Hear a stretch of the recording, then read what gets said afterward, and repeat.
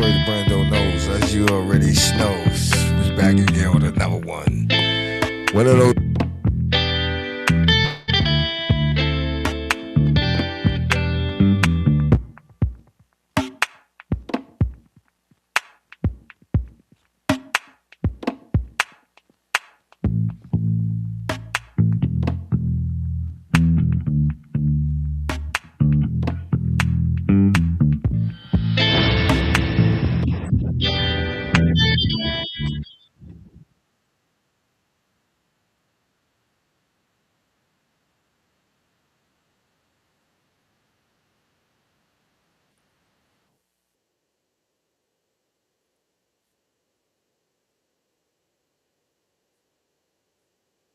So Kamala H.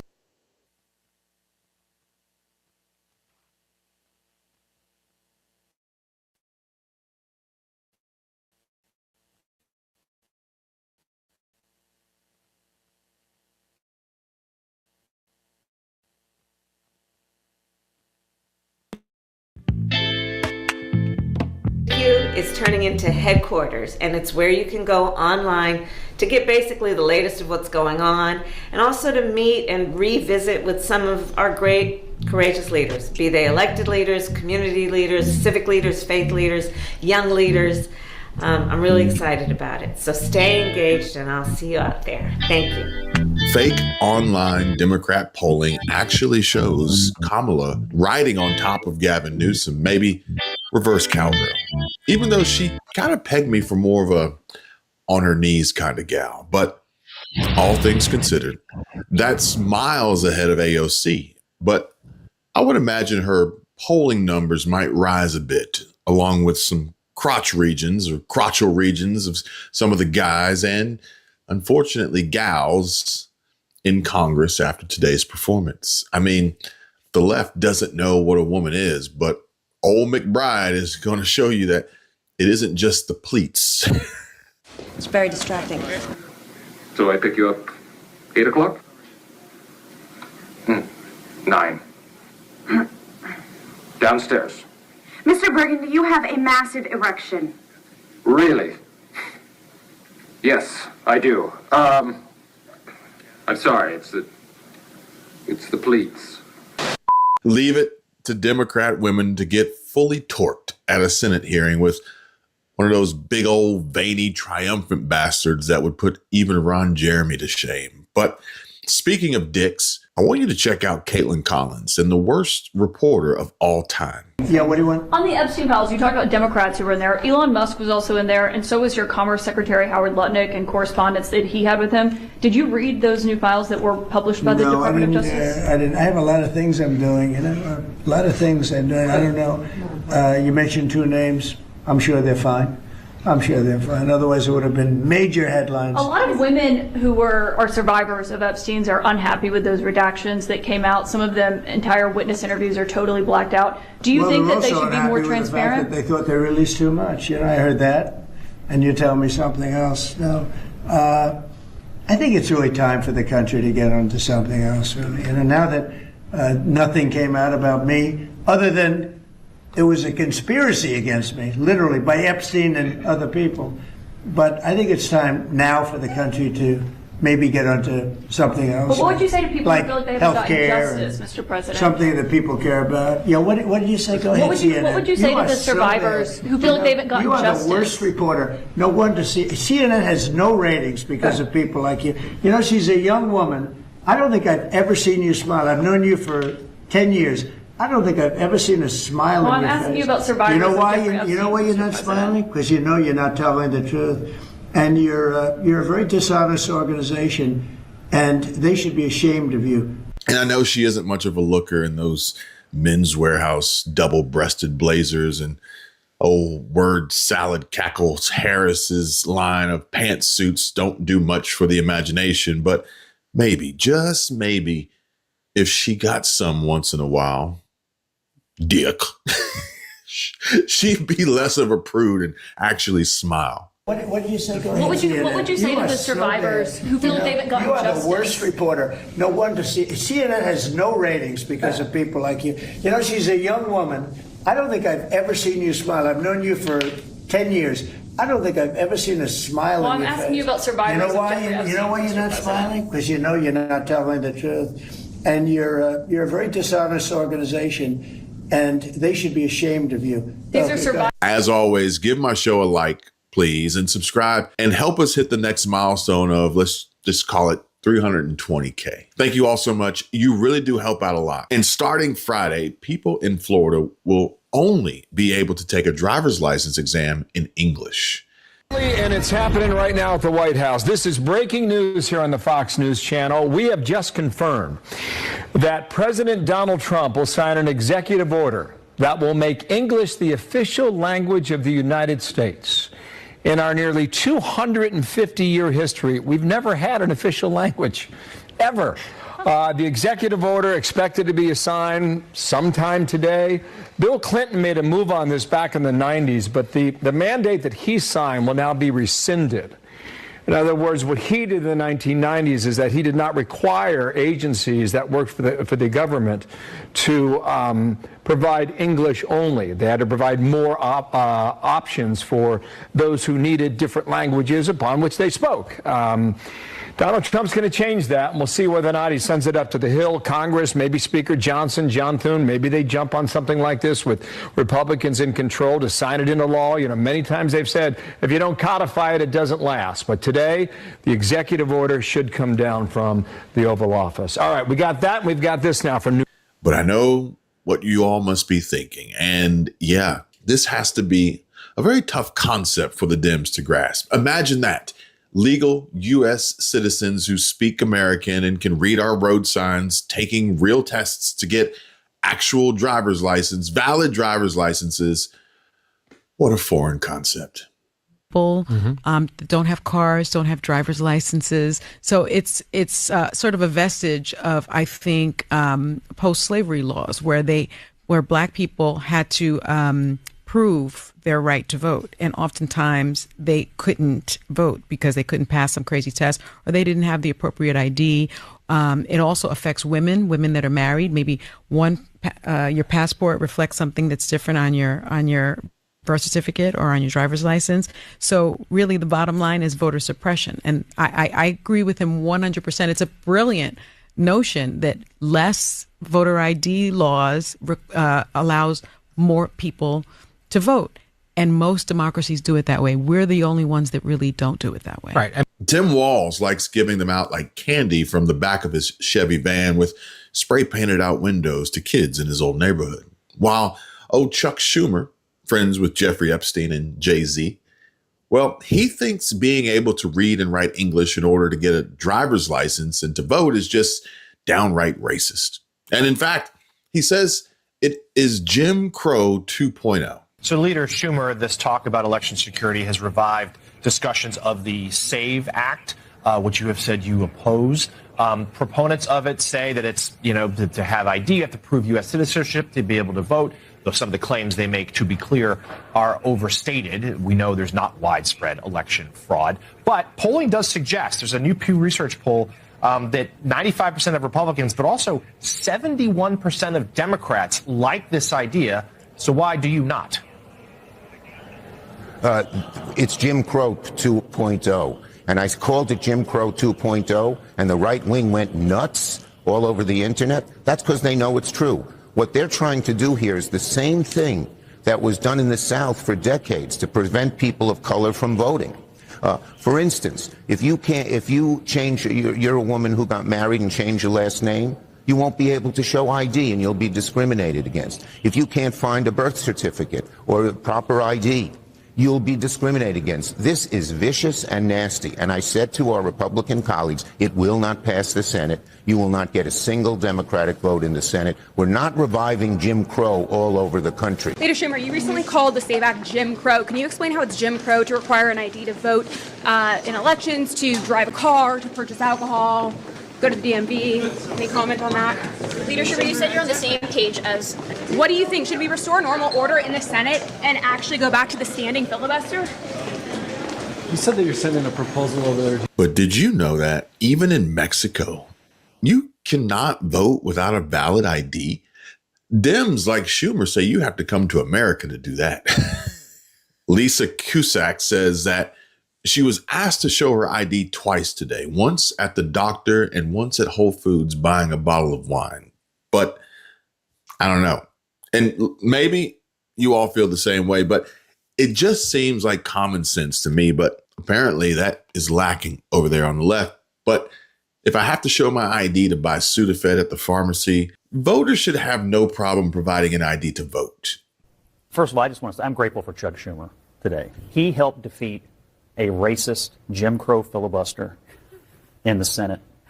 And to stand up against the racist Jim Crow filibuster tactics was a moment of pure courage. And I just think he should be lauded by anybody in any party for that. That's number one. Number two. It's a deep cut. Let me just explain for people at home. I'm just saying. When there was a Democratic push against the filibuster, people in the Democratic Party were saying it was a racist era, Jim Crow era.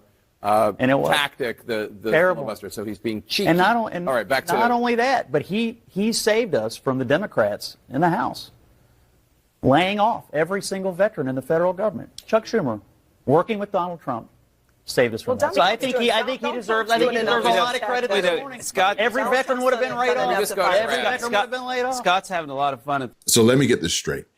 Chuck Schumer, the same Senate Democrat leader who spent years calling the filibuster a racist Jim Crow relic that must be eliminated to protect democracy, just crossed party lines to join Republicans and help defeat a Democratic filibuster attempt? And now we're supposed to celebrate his pure courage for preserving this supposedly evil segregation era tool? Clearly, this is racism and a relic of Jim Crow, and I would fully expect the Democrat supermajority to outlaw this immediately. Representative Anna Paulina Luna dropped this based truth bomb that says Jim Crow explicitly targeted minorities and that voter ID does not discriminate. It's for everyone. But actually comparing the two is low IQ, and implying minorities don't have ID is the part that's actually racist. And yeah, folks, let that marinate for a minute, okay? But the real issue here that I think needs to be addressed, or at least talked about and discussed, is how Chuck Schumer is the biggest POS lying hypocrite going viral right now. First of all, in 1877, Democrats were responsible for enacting and enforcing Jim Crow laws after their slaves were freed. Secondly, requiring citizenship and an ID is not Jim Crow 2.0. Schumer is trying to convince people of color that they are too stupid to obtain valid identification. He and Sonny Hostin. The real Jim Crow is actually Chuck Schumer. And anyone who believes his and all these Dems' lies are just daft. Anyone who believes this has a single-digit IQ. But speaking of low IQs, Congressman Brandon Gill just introduced a bill to ban immigration from Somalia. The sole aim of our immigration system is to benefit American citizens, not transform our communities by importing corrupt, failed societies. This after also having said Sharia law is incompatible with American values and has no place in the United States. Sharia law and radical Islam have no place in the United States. You know, there's a fundamental truth that I think we've got to recognize, which is that not all cultures are created equal, and they are not all equally compatible with America's governing framework. The reality is that radical Islam as a political ideology has a very different conception of freedom of speech than we have in the United States, a very different conception of freedom of religion, of separation of church and state, or of mosque and state. Islam as a political ideology is inherently imperialistic, and we see that now, unfortunately, all over the Western world.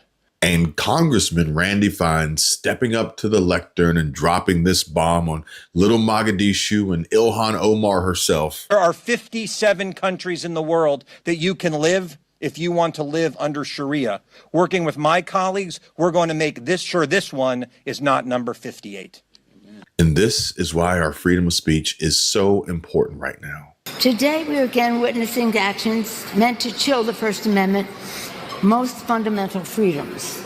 Let us be clear. Attacks on journalism are attacks on the American people's right to know.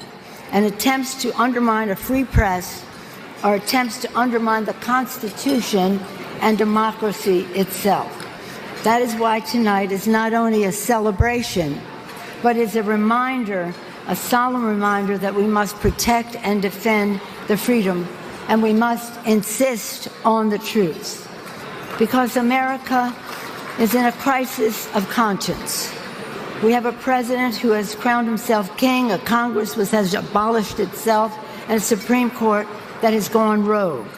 Our First Amendment, a free and independent press, the Fourth Estate, is essential to the survival of our republic. But if you would like to live under Sharia law, you have 57 countries to choose from, and America ain't one. Nor will the United States ever.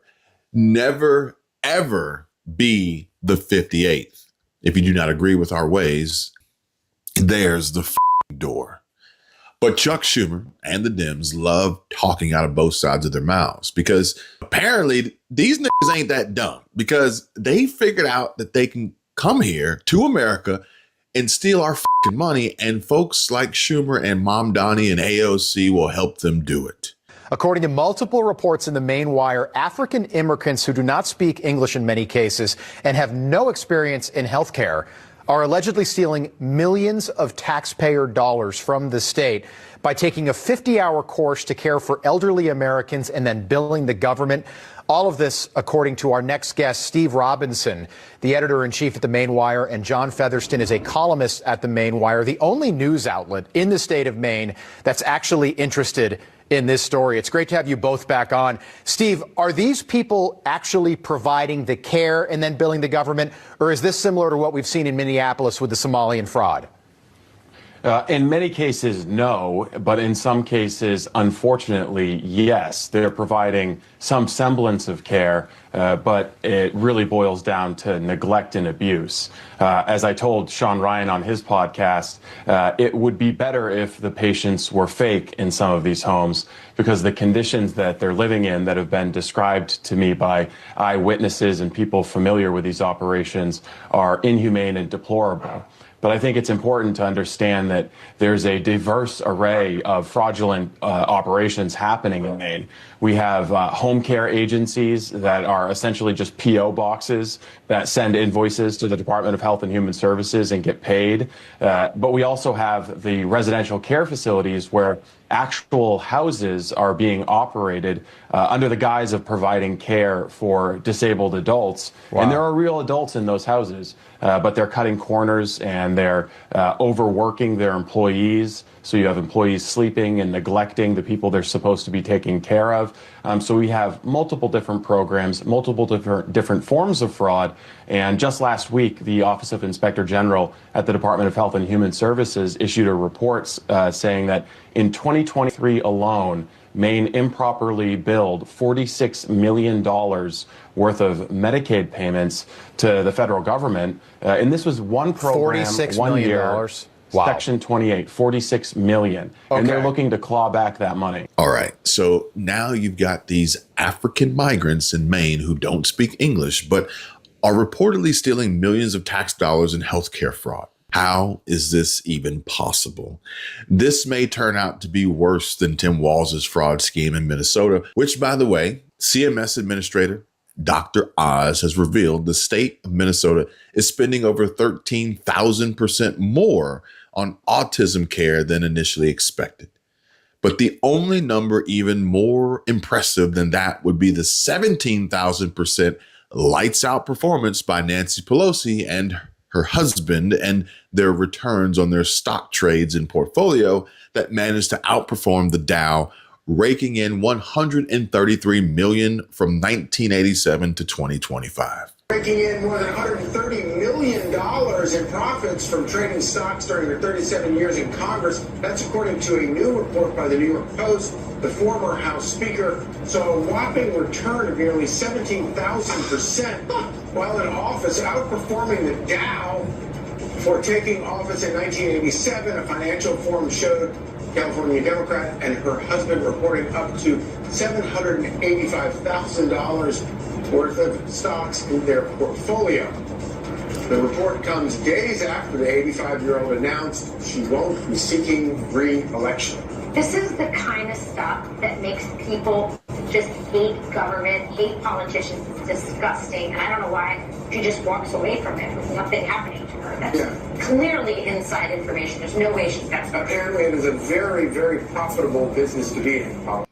And Nancy Pelosi has a little problem because her husband sold their Visa stock. They had a lot of Visa stock one day before Visa, it was announced that Visa is being sued by the Department of Justice. Think of that.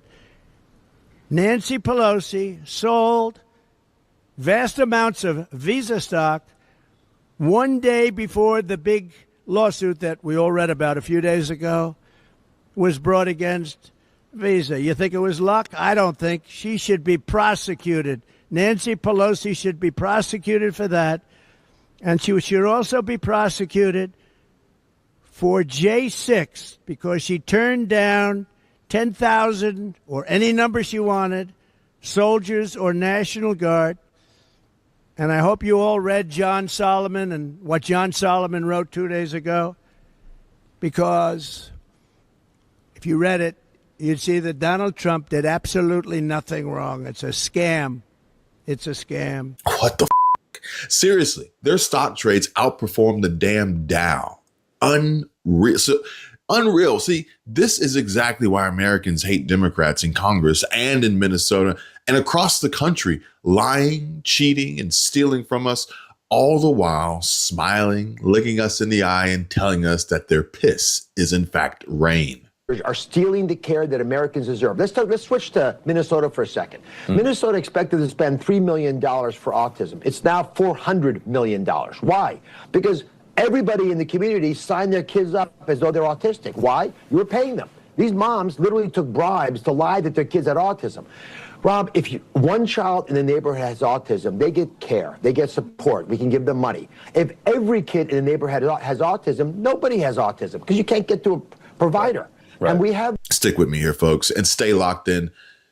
We'll pick back up on that a little bit later, as I don't want to get too sidetracked and go off on too many tangents, chasing too many rabbits down these holes, as there are so many and almost too many to keep up with, and all the fraud the Democrats allow and are involved in.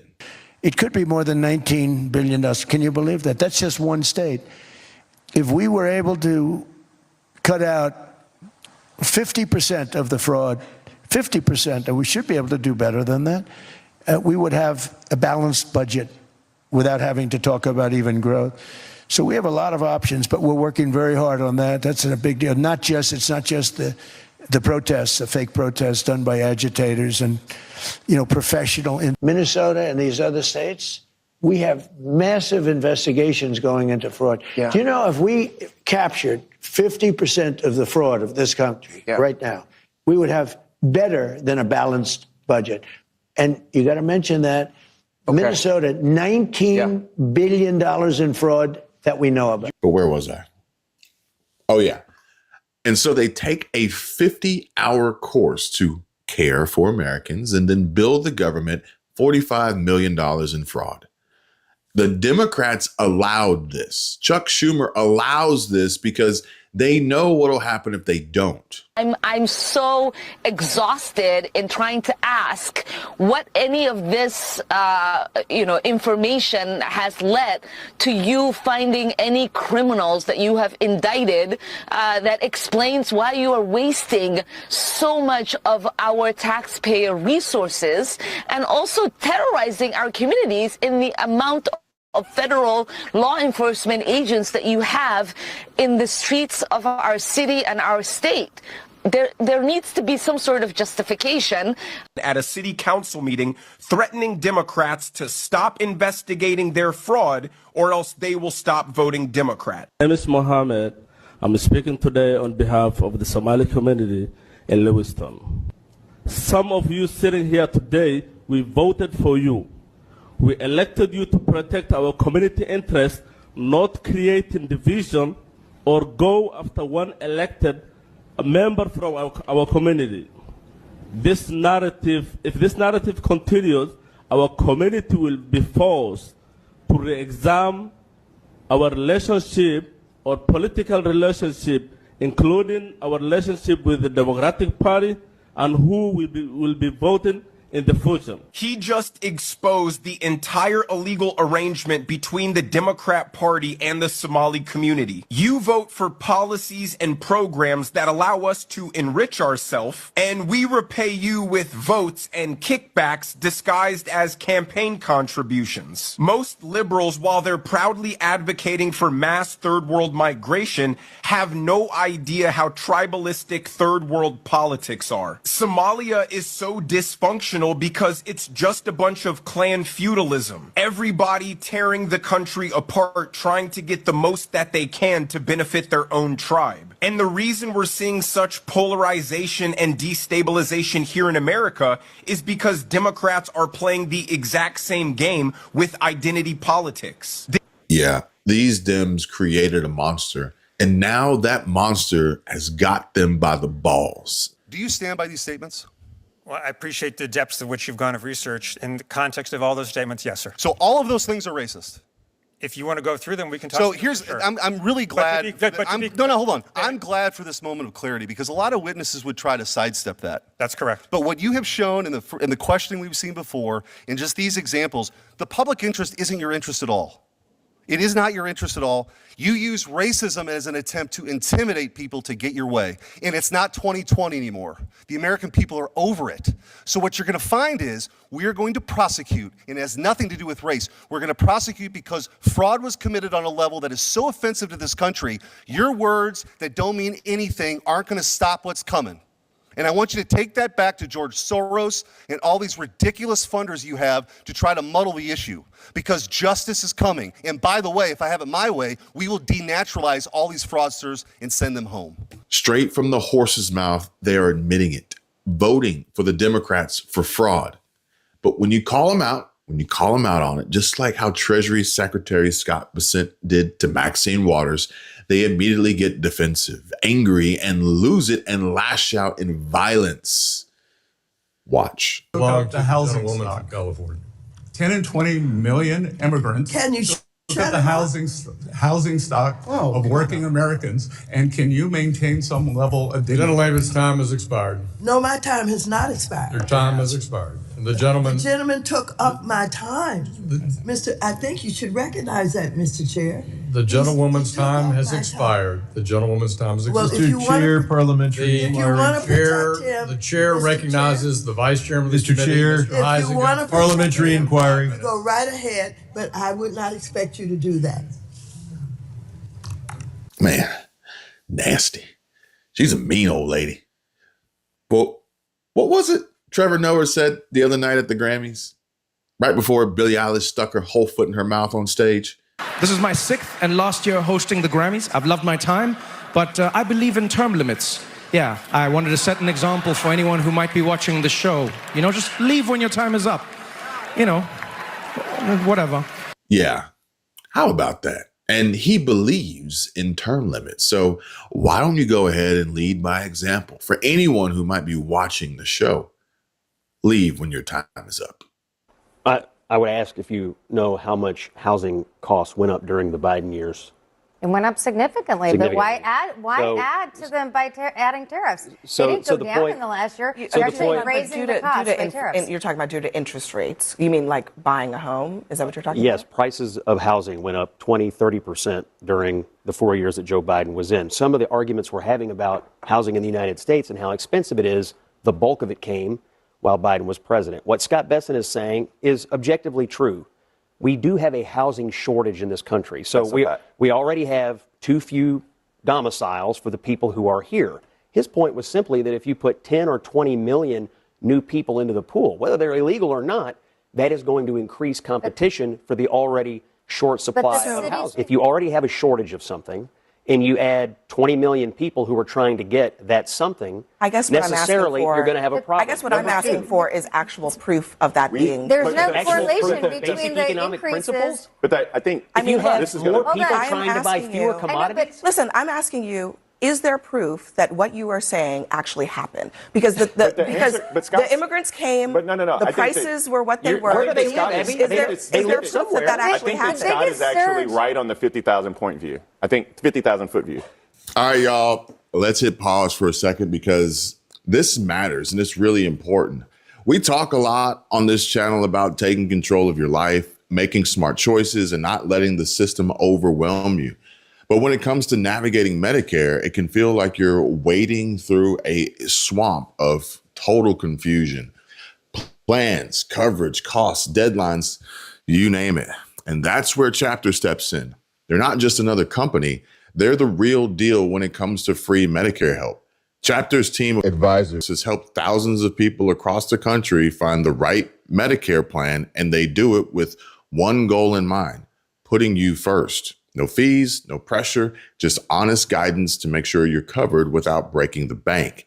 Big insurance companies have their own agendas, but Chapter's got your back, fighting to get you the plan that works for you. So if you're approaching Medicare age or helping a loved one figure it out, don't go it alone. Call Chapter today at 270-467-2426 and start getting the clarity you deserve. Because at the end of the day, protecting your health and your wallet, well, that's not just smart. It's living life on your terms. All right. So number one, never argue with stupid people. They will drag you down to their level and beat you with experience. And B, is there proof that adding more demand makes supply more expensive? Yes, it's called capitalism. But just as Scott Jennings always manages to put these topics so eloquently, the divide between the right and left is so deep we can't even agree on long-established economic principles anymore. When you already have a shortage of something and you add 20 million people who are trying to get that something, prices go up. A concept far too complex, it seems, for these soft brain libs to comprehend. But this is insane because back in 2005, the median home price was $220,000. And now, or really just last year, 2025, and the median home price was $420,000. That's a 91% increase. And when compared to the 2005 median salary of $44,326, stacked up against the 2025 median salary, which was only $56,292, that's sad. And it's just a 27% increase in the same time frame. An alarming trend that's highlighted across the board. But this one really stood out to me yesterday, and I saved it in my bookmarks to share with you today. But it's a bit of a joke. But there's still some truth to this here and how the donut costs more than the stock now. They have officially lost their mind. I like Krispy Kreme a lot, but I don't like it $7.49 for 3-pack a lot. I don't like it for $12.49 for half a dozen. And I definitely don't like a $20 dozen of any kind of donut. Ain't no donut that good.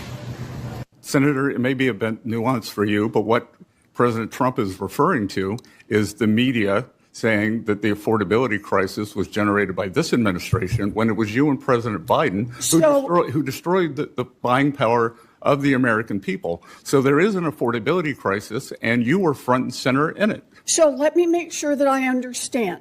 Donald Trump is not saying that affordability, what's happening to families right now, is a hoax? He is saying that trying to lay the blame at this administration rather than the Biden-Warren economy is a hoax. Okay, so here, let me make this real simple. If we have a housing shortage of 5 million homes, but we have tens of millions of illegal aliens living here, then guess what? That means we don't have a housing shortage. But like I said, this is doomsday for the Democrats, and Democrats are desperate for the Epstein files to be a Trump story so bad because that's all they got, which is nothing. And we all know it because if it was anything, they would have already used that weapon against him. I mean, why stop short at a gun and several assassination attempts? But I am pleased to share and report Ryan Ruth has been sentenced to life in prison plus 84 months by Judge Cannon for the attempted assassination of President Trump. And I think we can all agree when I say it's about fucking time. But now with Trump back in the White House and a more capable Secret Service detail and no more of that DEI BS, which honestly, I don't even know if I can put the blame on Biden. Well, Joe, that is. There's plenty of blame to place on Jill. Dr. Jill Biden. Sorry. Excuse me. But I don't even know if Joe is really Joe or was, because according to the Epstein files that just keep destroying the Dems' plot with each new read of every page. But apparently, besides Obama's name being mentioned over 1,000 times, but only because they couldn't stand the guy, they said Biden was shot back in 2019. I believe it's 2019. Now, this is a guy, I used to call him 1% Joe because he ran numerous times that he could only get 1%. In fact, he actually had 1% with an arrow pointing left. That means less than. Now he's shot. He's got half of his head left and he's out. Think of it. He's totally shot and he ends up getting the nomination. He couldn't get it in prime time. What the hell is going on with the world today? What's going on? What's going on with the world, Mark Meadows? And so who knows? Anything's possible. But like I said, they're grasping at straws. Hillary Clinton is threatening a live hearing and says, we want our hearing to be public. The truth belongs to the American people. They deserve to know all the truth. Look, come on, bring it. Ain't nobody afraid of you. And we all know Dems are incapable of telling the truth. Did they know each other? Yes. But unlike everyone else, Donald Trump cut off ties with Jeffrey Epstein once he figured out what we now all know. Jeffrey Epstein is a scumbag, which is why there is nothing new in the Epstein files about Donald Trump. As far as the Epstein files I have nothing to do with Jeffrey Epstein. I threw him out of my club many years ago because I thought he was a sick pervert. And I guess I turned out to be right. But you know who does have? Bill Clinton, Larry Summers, who ran Harvard, was with him every single night, every single weekend. They lived together. They went to his island many times. I never did. Andrew Weissman, I hear. All these guys were friends of his. You don't even talk about those people. No one talks about this. Donald Trump cut off ties with Jeffrey Epstein. Donald Trump did something that nobody else could do or maybe wanted to do. Not Bill Clinton, not Bill Gates, not Prince Andrew, and many more people. Donald Trump cut him off, but the media are still trying to pretend that the Jeffrey Epstein story is a Donald Trump story. Massachusetts Congressman Jim McGovern, somebody I'm sure you've never heard of, tweeting that this isn't just some anonymous tip. This is sworn testimony under penalty of perjury from someone who said Trump threatened to kill her if she exposed Epstein's sexual abuse. And there's the document right there from the court that reads that, I quote, personally witnessed Donald Trump tell the plaintiff that she shouldn't ever say anything if she didn't want to disappear, and that he, Donald Trump, was capable of having her whole family killed. My goodness, that's terrible. A United States congressman put that on Twitter today. But what Jim McGovern didn't mention was that had nothing to do with the Epstein files. It wasn't part of the Epstein files. And most importantly, that lawsuit was filed by a mentally ill drug addict named Kate Johnson, and it was thrown out of court because she made the entire thing up. Here's the headline. The whole thing was made up. But a Democrat in Congress tweeted about it. It's still up there. He still hasn't deleted this because Democrats still want to pretend that the Jeffrey Epstein story is a Donald Trump story. And this continued yesterday when Ted Lieu, another Democrat member of Congress, said this.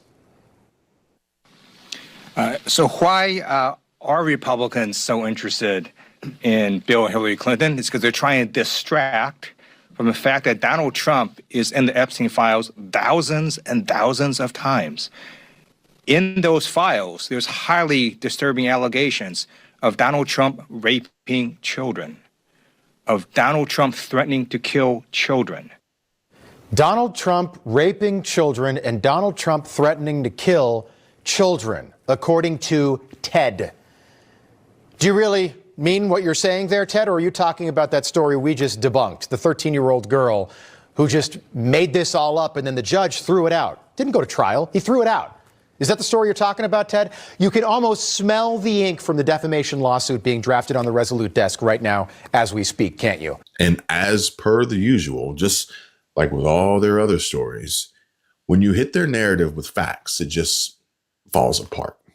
Oh, and speaking of narratives and Dems falling apart based on the facts, Abby Phillip, who has no idea what real journalism is, doesn't even realize that Trump and Kash Patel and the FBI didn't just raid the Georgia Fulton County election facilities because they had a wild hair. No, a federal judge approved it all beforehand. Why is he saying that Georgia was a fraudulent state, that he actually won when he did not? Yeah, that's what he believes. I mean, he says the things that he believes, and obviously now there's a federal investigation going on. Is he right or is he wrong? I don't know. There's an investigation that a federal judge signed off on, so we'll find out. Scott, you don't know? Scott, you used to know. Yeah, you used to know. What are you asking him? Is he right or is he wrong about? About fraud in Georgia, that whether he won or he lost Georgia. All the evidence we have right now is that Georgia was not fraudulent. However, my point was that a federal judge just signed off on a warrant to go get evidence, and now there's an investigation going on. That was my point. Well, to Scott's point, really quickly, we do have evidence in Georgia, and I know people don't want me to cite my own reporting, so I will cite the Atlanta Journal-Constitution because it is left-wing. We know that during the 2020 recount, 3,000 ballots were scanned twice. The Secretary of State's office could not confirm if those were counted, though election integrity activists say they were counted. We know during the audit of the 2020 presidential election, there were, quote, several cases in which election workers mistyped vote totals or allocated votes to the wrong candidate. The state election board gave a slap on the wrist. We know that governor said it was fair. Brianna, we'll move on from this for a second, but I just want to But it's just another typical media tactic. And we've seen this all too many times from CNN at that. But if the facts don't fit the story, just cut the mic. It's absolutely disgraceful. So it takes someone 5 minutes to Google Jake Tapper, Donald Trump, to see that Jake Tapper has consistently frequently likened President Trump to Adolf Hitler. Ma'am, I'm going to stop this interview if you continue to attack my colleagues. I would like to talk about Joe Biden and Donald Trump, who you work for. Yes. If you are here to speak on his behalf, I am willing to have this conversation. I am stating facts that your colleagues have stated in the past. Okay, now, I'm sorry, guys. We're going to come back out to the panel. Caroline, thank you very much for your time. You are welcome to come back at any point. She is welcome to come back and speak about Donald Trump, and Donald Trump will have equal time to Joe Biden when they both join us now at later this week in Atlanta for this debate. And so they either try to silence you or then they try and suppress you. Out of sight, out of mind must be their motto. Oh, and one of the worst offenders here. But just imagine building Microsoft and your legacy is Epstein and COVID-19. Because I want everyone to know about how Bill Gates has donated over $500 million to newspapers and media people. And so you see, now it's paying off because they're all refusing to cover his scandal, and they'll cover up anything for the right price. As I've seen more media coverage featuring Elon Musk on the covers as the clickbait thumbnail in regard than I have seen or heard a single word about old Billy Boy and his burning sensation when he pees. But let me ask you about QAnon. It is this theory that Democrats are a satanic pedophile ring and that you are the savior of that. Now, can you just once and for all state that that is completely not true and that disavow QAnon in its entirety? I know nothing about QAnon. I just told you. I know very little. You told me, but what you tell me doesn't necessarily make it fact. I hate to say that. I know nothing about it. I do know they are very much against pedophilia. They fight it very hard, but I know nothing about it. They believe it is a satanic cult run by the deep state. Study the subject. I'll tell you what I do know about. I know about Antifa, and I know about the radical left, and I know how violent they are and how vicious they are, and I know how they're burning down cities run by Democrats, not run by Republicans. Republican Senator Ben Sass said, quote, QAnon is nuts, and real leaders call conspiracy theories. Why not just say it's crazy and not true? He may be right. I just don't know about QAnon. You do know. I don't know. No, I don't know. I don't know. Let me ask you another thing. Let's waste a whole show. You start off with white supremacy, I denounce it. You start off with something else, let's go. Keep asking me these questions. I do have one more in this vein. Let me just tell you, what I do hear about it is they are very strongly against pedophilia. And I agree with that. I mean, I do agree with that, and I agree with it. But there's not a satanic pedophile cult being run by. I know nothing You don't know about that? Okay. No, I don't know you that. Just and this neither week. do you know that. Okay. But if you don't believe me, then answer this honest question for me. Why does the media always ask Ivanka Trump about the way her father treats women, but they never ask Chelsea Clinton the same question? And to prove my point, ask your friends, family, and coworkers who tune into the mainstream, and I bet they don't know what we're even talking about over here. And that's just awful, terrible. And I tell you what, I don't care if Elon's worth trillions or a dollar.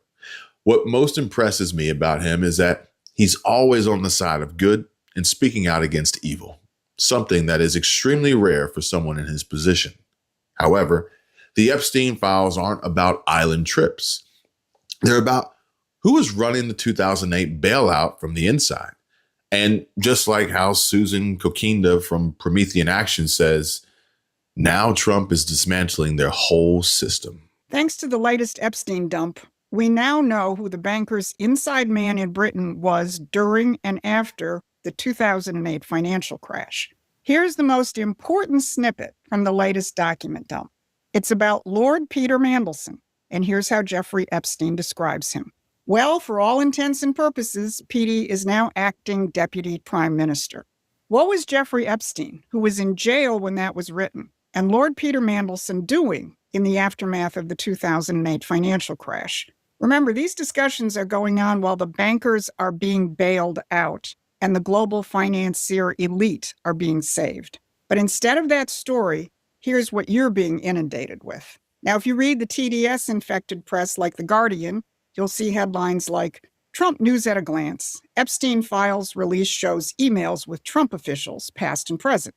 Or on the other side of the political spectrum, Fox News focuses on new Epstein documents include photos of Bill Clinton, shirtless in hot tub, socializing with Michael Jackson. Or if you want to go hardcore British psyops, The Telegraph says Epstein's links to Putin and Kremlin spies raise fears he was a Russian agent. Now, here's what they don't want you to think about. The 2008 financial crisis was never really solved. The banks got bailed out at the expense of the American taxpayers and the economy. And now Donald Trump is finally taking down that criminal free trade system of the global bankers. On the very same day these new Mandelson revelations came out, Donald Trump was busy dismantling what is left of that old world order with dramatic new economic moves, including the creation of a strategic critical minerals reserve. Now, if you think this is a coincidence, you haven't been paying attention. And most important, it's not about sex and blackmail. But this is where I leave you, folks, ladies and gentlemen, with evidence, or at least more of it, that the Democrats are doomed. They're losing it and are absolutely in panic mode because every legal voter is leaving the left, and Trump's putting an end to the fraud and illegal immigration and blatant disregard for our Constitution and American values with the SAVE Act and legitimate voter ID and ICE and Border Patrol at the polls. And the Dems just hate it. America first, baby. Great natural focus. Excuse me, sir. But one of the things that I did, I was talking to a gentleman, a couple. Guys, I'm going to let the debate breathe. But it's his turn. Let's take turns. So I was talking to a fella who had made the move from California to Florida, and he was telling me that Florida is much better governed, safer, better budget, lower taxes, all this stuff. And he's really happy with the quality of life. And then he paused and he said, by the way, I'm Gavin Newsom's father-in-law. So we do count Gavin's in-laws as some of the people that have fled California and come to the state of Florida. And why are we getting people to come? We have a 50-year low in the crime rate. You don't see in the last 10 years, we've had a 45% decline in homelessness. California's had a 45% increase in homelessness. We back the blue. I was walking the streets of San Francisco a couple months ago, and I had some of the cops in San Francisco do a beeline to come over to me, and I didn't know what they were going to say. And they're like, we want to thank you for standing for law enforcement because we don't get that support in the state of California. So people understand quality of life matters. They understand that Florida's doing it right, and I can tell you the numbers speak for themselves. We have way more people moving to this state than leaving. Gavin can't say the opposite. More people are leaving. It's over. They're so cooked. So how much power, and we're talking about influence here, do they have on the GOP, especially over the long run? Yeah, over the long run. That's what I think is so important here. And it's not just about Donald Trump. It's about the Make America movement. Again, that's what we're talking about, Make America Great Again movement, and it is as powerful as it has ever been, because I want you to take a look here. GOP who view MAGA favorably. 2 years ago when Donald Trump was running for term number 2, it was 74%. Today, look at this. It's 78% of Republicans who view the Make America Great Again movement favorably. So we're talking about something that, in my opinion, will very much be able to outlast Donald Trump. Trump is in term number 2. He can't run for a term number 3. But the bottom line is this. What he brought into the GOP looks like it's going to last long beyond him. It's a very populist movement. I am curious because J.D. Vance would then be the next standard bearer of this movement. Where is the GOP on how they feel about him? Yeah, okay. So, obviously J.D. Vance, the Vice President of the United States, at this point looks like a favorite for the Republican nomination come 2028. And one of the reasons why he looks like a favorite is because the Republican base loves J.D. Vance. What are we talking about here? Someone who really represents the Make America Great Again movement. This is somebody a year ago, his favorable rating among Republicans, 81%. Latest Marquette University Law School poll, look at this. 84%. 84%. So if anything, his favorable rating is somewhat up from where it was a year ago after a year of Trump. And, of course, that matches what we see when it comes to MAGA, right? It matches what we see coming to MAGA, whereby it was 74 and now it's 78%. If anything, MAGA's grip on the GOP, and it seems like the next in line to be the next standard bearer of MAGA, both of them, their favorable ratings are actually up after a year of Donald Trump's second term. If you like the video, and please share, because doing so, you all really do help out a lot. Thanks for spending the time to sit and talk with me, and I hope you all have a great day and or night. Take care, and God bless.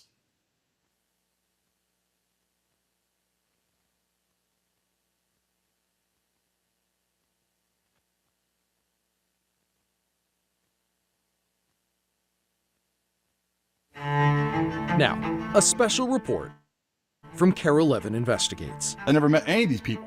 Phantom housing services, forged names. I did not sign this legal document. Luxury rides, and hundreds of fly-by-night companies. You're billing thousands of dollars for work that's not being done. Whistleblower confessions. I committed Medicaid fraud. Vulnerable people exploited. And you're sitting there in the cold thinking, okay, any day now. And that any day never comes. A safety net system spiraling. Over $100 million a year in the program, and most of it's fraud as far as I can tell. Revelations, raids, and reforms. And it's because of the lessons learned on what KARE 11 did when AJ exposed the housing stabilization services. Is anyone coming to talk with us? Housing Hustle, a KARE 11 Recovery Inc. investigation. Thanks for joining us. I'm investigative reporter AJ Legault. We're taking you inside our reporting and the fallout that followed as our investigation uncovered what federal prosecutors now describe as organized crime on a grand scale. Taxpayers treated like a bottomless ATM. Private companies pocketing hundreds of millions of dollars for Medicaid-funded housing services that vulnerable Minnesotans did not receive. Some of them were already dead.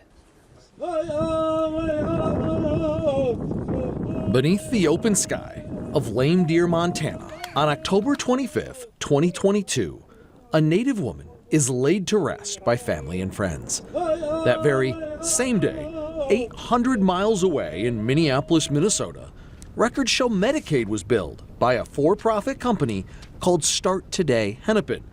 They claimed They were helping the chronically homeless woman named Rolanda Rowland sustain stable housing, even though, by this point, the woman in the casket had been dead for 2 weeks. I appreciate what they're doing, but it's not safe.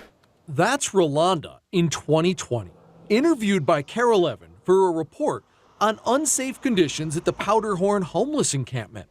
That same summer, state lawmakers approved a new Medicaid program called Housing Stabilization Services, or HSS, overseen by the Minnesota Department of Human Services and funded by Medicaid. HSS reimbursed providers like Start Today Hennepin for helping people like Rolanda secure and maintain housing. But program billing quickly skyrocketed far beyond expectations, in 2024 alone topping more than $100 million. And for some, that growth still wasn't fast enough. March 24th. Senator Fate, Senate File 2741. A bill that will address a critical delay in access to housing stabilization services, also known as HSS. It's March 24th, 2025, and Senator Omar Fate is sole author of a bill he said would speed up access for people to be approved for HSS. HSS is a lifeline. A lifeline moving too slow, the senator claimed. At the time, there was a months-long enrollment backlog. DHS was overwhelmed as HSS companies signed people up by the thousands. Delays that are putting people at risk of eviction, extended homelessness, and service lapses. What wasn't known then is that the senator and Minneapolis mayoral candidate's own wife, Khaltoum Mohammed, was registered as founder and owner of Community Development Services, a company specializing in the very program he was seeking to expand. It raises lots of red flags. David Schultz, a political ethics professor, says introducing legislation that could benefit a family business, even one that in this case had not yet billed for clients, raises serious ethical concerns. I think almost anybody schooled in, government ethics 101 would know that you can't introduce legislation that benefits yourself. Senator Fate declined interview requests, said his wife was no longer affiliated with the company, and called it a manufactured scandal. That was a false story. A scandal that became a debate talking point in his failed mayoral bid. Could the legislation have benefited her? Absolutely not. It could not have benefited her. The senator's proposal to fast-track HSS approvals ultimately failed, as KARE 11's investigation was about to expose the real problem was not slow access, but unchecked abuse. Rather than actually serving vulnerable populations, it became a numbers game. Fern Snedeker is a former housing case manager turned whistleblower. Fern worked for Start Today Hennepin, the company KARE 11 discovered had billed claiming to help Rolanda after she was already dead. Fern says they had a quota for the hours employees had to bill, and that's largely to blame for what you're about to hear. You believe you committed Medicaid fraud? Yeah, I committed Medicaid fraud, and I did provide services to folks, but because of the billable hours requirement, I felt forced in order to keep my job to commit Medicaid fraud. Medicaid data reveals Start Today Hennepin was the state's top biller for HSS, paid more than $8 million. Fern says they were helping clients, but they exaggerated billing, and to make it look good on paper, their service timesheets were often fabricated. Yeah, the timesheets didn't mean anything. You were told it was okay to bill this way? Yes, I was told by Marty that it was okay to bill that way. And it was a regular practice at Start Today. Marty is Start Today's executive director, Marty Laughlin. When approached by KARE 11 to discuss billing, he said he could not talk to us. The owner of the company, had a luxury car, was going on lavish vacations. Start Today is owned by Jennifer Porter, who on social media advertises her life as one of champagne, caviar, luxury rides, Vegas trips, and exotic travel. She too declined interview requests. However, KARE 11 uncovered records from inside Hennepin Health, the county-run Medicaid insurance provider, that backed up what we were hearing from the whistleblower. In July 2024, the county's Special Investigations Unit accused Start Today of overbilling, fabricating, and falsifying documentation, just like Fern describes. We would either double bill for 2 clients in the same household, or we would exaggerate the hours to meet a billable hours requirement that Start Today had set up. Hennepin Health records reveal Start Today's owner admitted to investigators that her company's records were inaccurate, claiming with their hundreds of clients, they didn't have time to keep accurate records. The county banned her from further billing, citing multiple examples of fraud. But inexplicably, DHS took no action at the time and allowed the company to continue billing other Medicaid insurance providers. CARE's investigation discovered Start Today billed for HSS service that somehow occurred after at least 3 clients, including Rolanda Rowland, had passed away. Her Medicaid was charged on her death date and every business day for 3 weeks after she was dead, for services largely required to be provided in person. In an email to KARE 11, Start Today's lawyer denied any allegation that the company committed or condoned intentional fraudulent billing. Still ahead, we go from billing for the dead to forging records for the living. Our investigation discovers companies billing for clients they've never met. I never met with them. I've never even seen them. Housing Hustle continues after the break.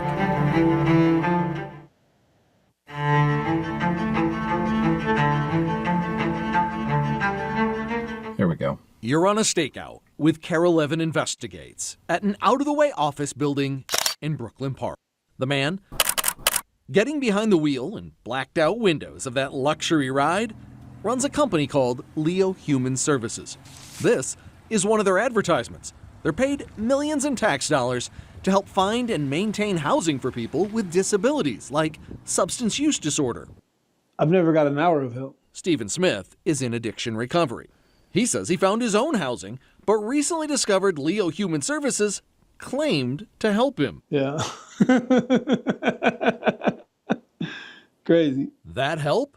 Billed to Medicaid for $12,000. We have a bill for $755 and then $531 again at the very bottom for another bill for $755. Stephen remembers getting a few phone calls, but that's it. I never met with them. I've never even seen them. The Minnesota Department of Human Services oversees the Housing Stabilization Services, or HSS program. Their rules clearly state HSS services are medical Medicaid services, and some of them must be provided in person. Who are you? You've never helped me. Stephen is not the only one to tell us they never met anyone from Leo Human Services. I have no idea who this person is. None. Due to safety concerns, Rachel Lean, Stephen's girlfriend, asked we not show her face. I had never heard of this company. I never met with them. I never talked with them on the phone. I had no idea who they were. I'd never even heard of them before. Hundreds and thousands of dollars. Her records reveal Leo Human also billed her Medicaid for $14,000 in just 8 months. I was literally flabbergasted. Who is Leo Human Services? Who are they? They are a for-profit company run by this man, Assad Adow, out of the Brooklyn Park office and this Blaine home where he still lives with his parents. State data shows Leo Human Services is one of the state's top 10 HSS billers. In 2024, charging taxpayers $1.2 million, part of an exploding Medicaid program. Since its launch in July 2020 through the end of 2024, KARE 11's data analysis discovered HSS has cost taxpayers a total of $260 million. Hey, Mr. Adow? AJ Legault from KARE 11. I need to ask you some questions because we're hearing about clients that are saying you're fraudulently billing Medicaid in their name. Yes, sir. He did not want to answer questions. I'm tired. I just got out of work. This is not the cool time, man. It's not a cool time. Well, we've emailed you and haven't heard back. We have so much work to do. I mean, I'm being asked questions here. Well, people say you're not doing work, that you're billing thousands of dollars for work that's not being done. Come on, man. Let's take the proper channels, man. I'm doing everything I am correctly, and we can take the proper challenge. Well, you've got my contact information. Bad, bro. At Care 11's request, Stephen asked Leo Human Services for his client records, and we discovered something unusual. They emailed him this housing consultation, which says he legally signed it. I did not sign this legal document. Stephen points to the odd way his name is listed. I've never signed my signature Junior. Why would I say that I'm Stephen Junior Smith? Well, my middle name is actually Stephen Dwayne Smith. Documents like this often leave a trail. A little digital forensics by Care 11, extracting the metadata, Look at this, revealed what was hidden. The signature wasn't his. Wow. Wow. Stephen's signature. Oh, man. Which he allegedly signed on 8/28/23, was in fact authored the next day, 8/29, by someone named Watts Haneen. Who's Watts Haneen? I don't know who Watani is.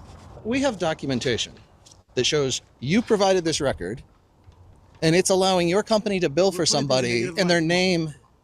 They didn't sign it. It looks like it was forged, sir. Nothing was forged, man. As we investigated Assad, we discovered fraud was a family affair. He had a younger brother with an HSS company called Liberty Plus, which was also forging records and exploiting desperate people. Downpouring rain. I couldn't imagine being in a tent right now or under the bridge trying to stay dry. Julie Quiros knows all too well what it's like to be without shelter as storms rage. She spent the Minnesota winter living out of her car. And to wake up freezing ice cold and having to go outside and pee, and you can't move because you're so damn cold, it sucks. It really, really sucks. We met Julie at a friend's place. She's still homeless, battling a past of addiction and mental illness. I guess life likes to throw you with curveballs now and then, and shit happens. I guess depression hits you and it just consumes you. She's found it hard to find housing. In the fall, desperate for a place to live, she responded to this Liberty Plus ad, taped in a gas station bathroom, promising help. Ad in the bathroom at Holiday. Like it had a pamphlet, like a flyer that said, need housing, need help with housing, housing stabilization services, and they put their name and their number. But Julie says she didn't meet anyone from Liberty Plus, just gave them her Medicaid insurance info. Over the phone, just over the phone. Despite promises, no housing help came, and winter arrived. And then to be waiting and just being filled with hope, like, oh, we're going to get you housing, we're going to get you housing any day, and you thinking, you're sitting in there in the cold thinking, okay, any day now. And that any day never comes.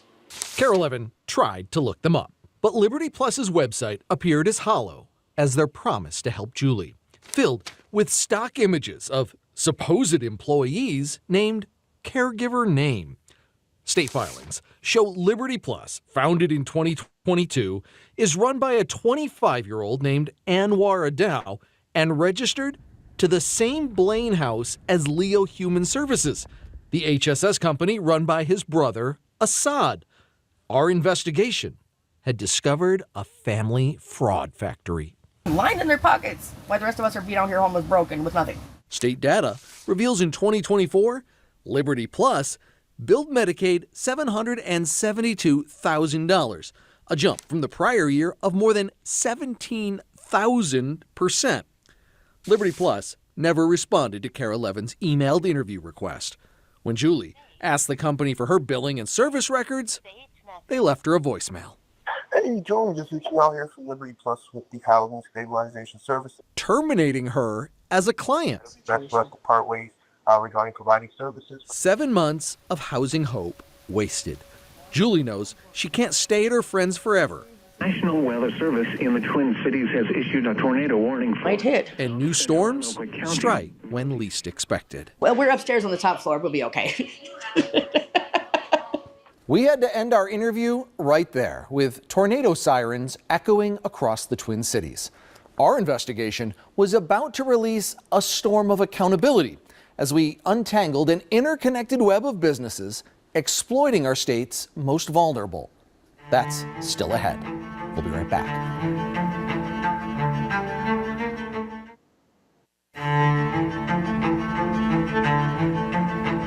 You're walking along with Care 11 Investigates, following the money trail to a company billing taxpayers millions. We're going to go pay the Brilliant Minds offices a visit. Brilliant Minds Services provides Housing Stabilization Services, or HSS, a Medicaid-funded program designed to help people with disabilities find and maintain housing. Their listed headquarters is the Griggs Building in St. Paul. Suite 120, so it's right here. What led us to this door? Door's all locked up.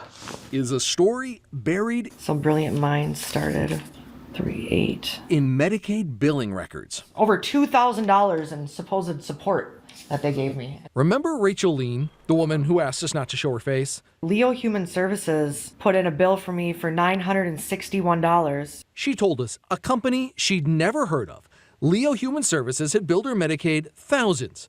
But that's not all.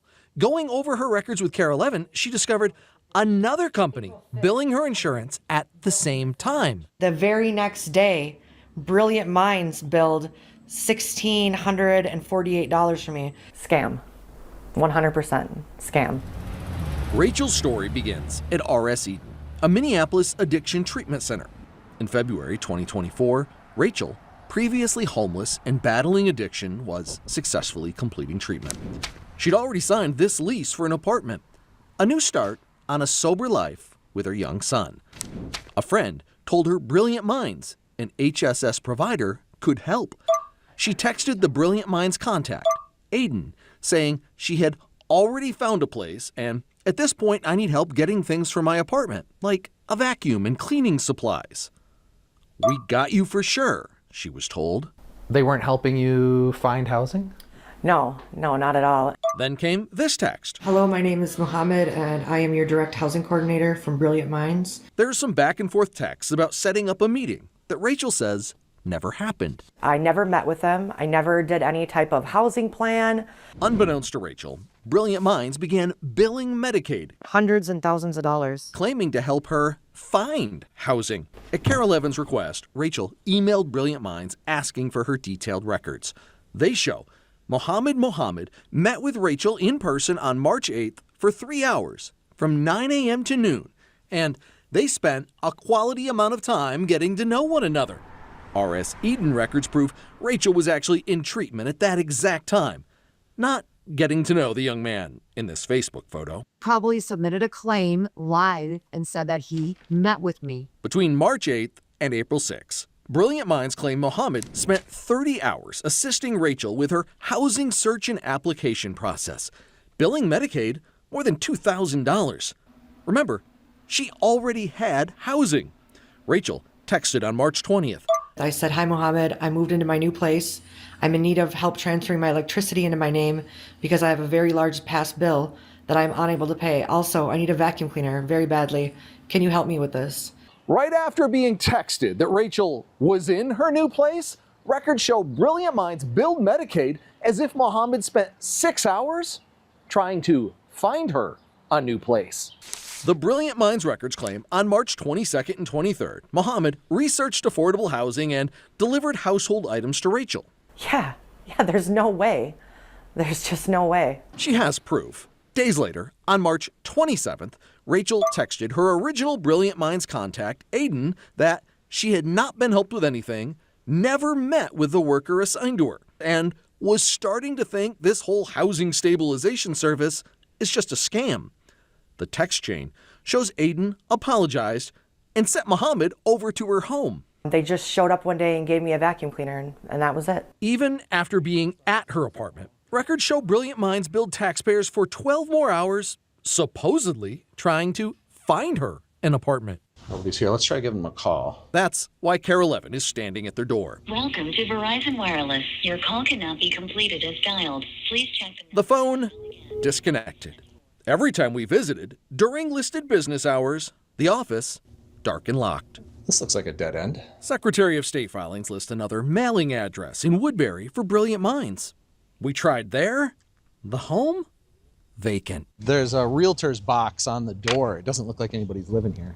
No one living there, but our investigation found the same address registered to a web of suspiciously interconnected businesses, including yet another HSS company called Foundation First. Did you meet Foundation First? No.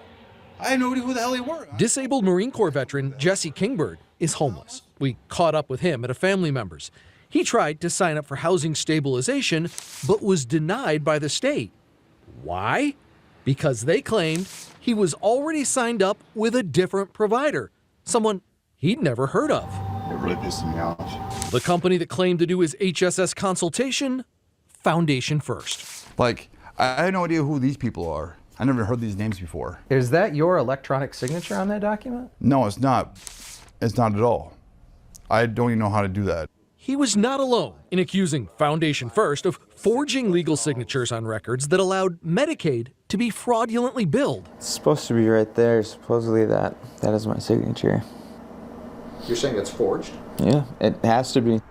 Tracking down Foundation First brought us back to the Griggs building, where they too claim to have an office. Different companies, same pattern. Our investigation discovered this place is home to about 24 companies billing Medicaid for housing stabilization services. It also has ties to companies caught up in the Feeding Our Future scandal. Foundation First's office has no signage. In an email, its owner, Abdi Fattah Mohammed, denied wrongdoing and initially agreed to meet for an interview, but then backed out, writing, "On the advice of legal counsel, we will not be engaging in further direct communication with you." Brilliant Minds also refused to meet for an interview, which brings us back to Rachel's apartment and that vacuum cleaner, the one and only thing she ever got from Brilliant Minds. Taxpayers paid $2,000 to this company for you to get a vacuum cleaner. Yes. Yep. That's it. Still ahead, reforms, raids, and reckoning as our investigation exposed how the state's safety net became a sieve for fraud. The HSS program is riddled with fraud. The story has become all too familiar. Housing Hustle continues after the break.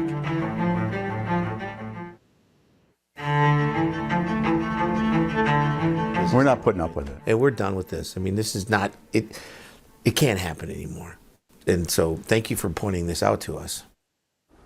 Fed up with seeing stories of fraud and with just days left in the 2025 legislative session, lawmakers scrambled to introduce reforms while the Department of Justice prepared to launch a strike. So you uncovered once again something that we should, as a system, been on top of. Usually, at Minnesota's Capitol, you don't find Republicans and Democrats in lockstep. Usually. And some people get actually come to harm or even die because of this kind of fraud. And that's what it's all about. It's that life and death. And here we are, the most vulnerable people, the poorest of the poor, people with disabilities and our elderly. Somebody is taking totally advantage of that. Minnesota Senators, Democrat John Hoffman and Republican Jim Abler, responded to Carol Levin's investigation exposing fraud and predatory bad actors exploiting the homeless. You know what I could do with $100 million? You know? We could actually... You could house every homeless person in the state. Yes, you could. The senators said reform had to happen before the 2025 legislative session ended. You've only got what? We got a week left from when we're sitting here? We're going to have something. We will. It needs to be done? Yes, needs to be done. Absolutely. The legislature went to special session, so they got more than a week. But the bipartisan reforms got done, totally rewriting state statute on how HSS is delivered. It's really getting some transparency and accountability in the process. Among the numerous new requirements passed, mandated background studies for owners and employees of HSS companies. Consultations with clients must be provided in person. And in order to bill, signatures are required by service recipients to verify accuracy. And it's because of the lessons learned on what Carol Levin did when AJ exposed the housing stabilization services. So it was an immediate response to what we saw. So I appreciate that work. Across town, at the federal courthouse, the work of justice was just getting started. Agents from numerous federal and state agencies launched a sweeping series of coordinated raids on the businesses and homes Carol Levin had profiled, hauling away computers, documents, and boxes of evidence. Federal agents are walking out the door with boxes right now. At the Griggs building raid on Brilliant Minds and Foundation First, we spotted the acting U.S. Attorney Joe Thompson walking out. Mr. Thompson, can we ask you a question or two? It looks like federal agents are raiding a number of housing stabilization companies. What can you tell us about what's going on? All I can say is we're doing search warrants. What's the goal of this investigation, or what are you looking for? We're investigating fraud and obviously to stop fraud. The unsealed search warrant detailed an investigation into a massive scheme to defraud the Housing Stabilization Services Program, taking advantage of the housing and drug addiction crises. It cited Carol Evans' investigation. Among the companies targeted was Pristine Health. CARE's investigation had exposed how they had partnered with Foundation First to bill thousands of dollars claiming to help Ben and Haley Gutowski find housing, but never even met with them and left their family homeless. They just billed us for nothing. Agents also raided the Blaine home of brothers Anwar in Asada Dow, seizing stacks of cash, more than $88,000 found hidden in bedrooms, under mattresses, in safes, and in a suitcase beneath the stairs. The search warrant detailed how fake provider notes done by Leo Human appeared to be generated by artificial intelligence. Remember how Carol Evan found forged client signatures? That digital forensics discovery that someone named Watts Haneen actually signed Stephen Smith's name on legal records, allowing Asada Dow's company to bill thousands of dollars to Medicaid? They didn't sign it. It looks like it was forged, sir. Nothing was forged, man. The forged signature, authored by Watts Haneen, was listed in the search warrant as evidence of fraud. Obviously, fraud's a huge problem in Minnesota, and hopefully they'll help put a stop to some of it. The federal raids sent shockwaves across the state as Minnesota took unprecedented action. The state suspended more than 100 companies from billing Medicaid, and later, determining fraud was so pervasive it could not be stopped, terminated the entire housing stabilization program. In short, Governor Walz had finally seen enough. My advice to those companies would be to get a lawyer now. Even as the state scrambled to take action, our investigation was not done. And what we discovered next revealed the agency that was supposed to be the watchdog had been asleep at the switch. Coming up. Wow. So they had credible allegations of fraud and bribery. Housing Hustle continues after the break.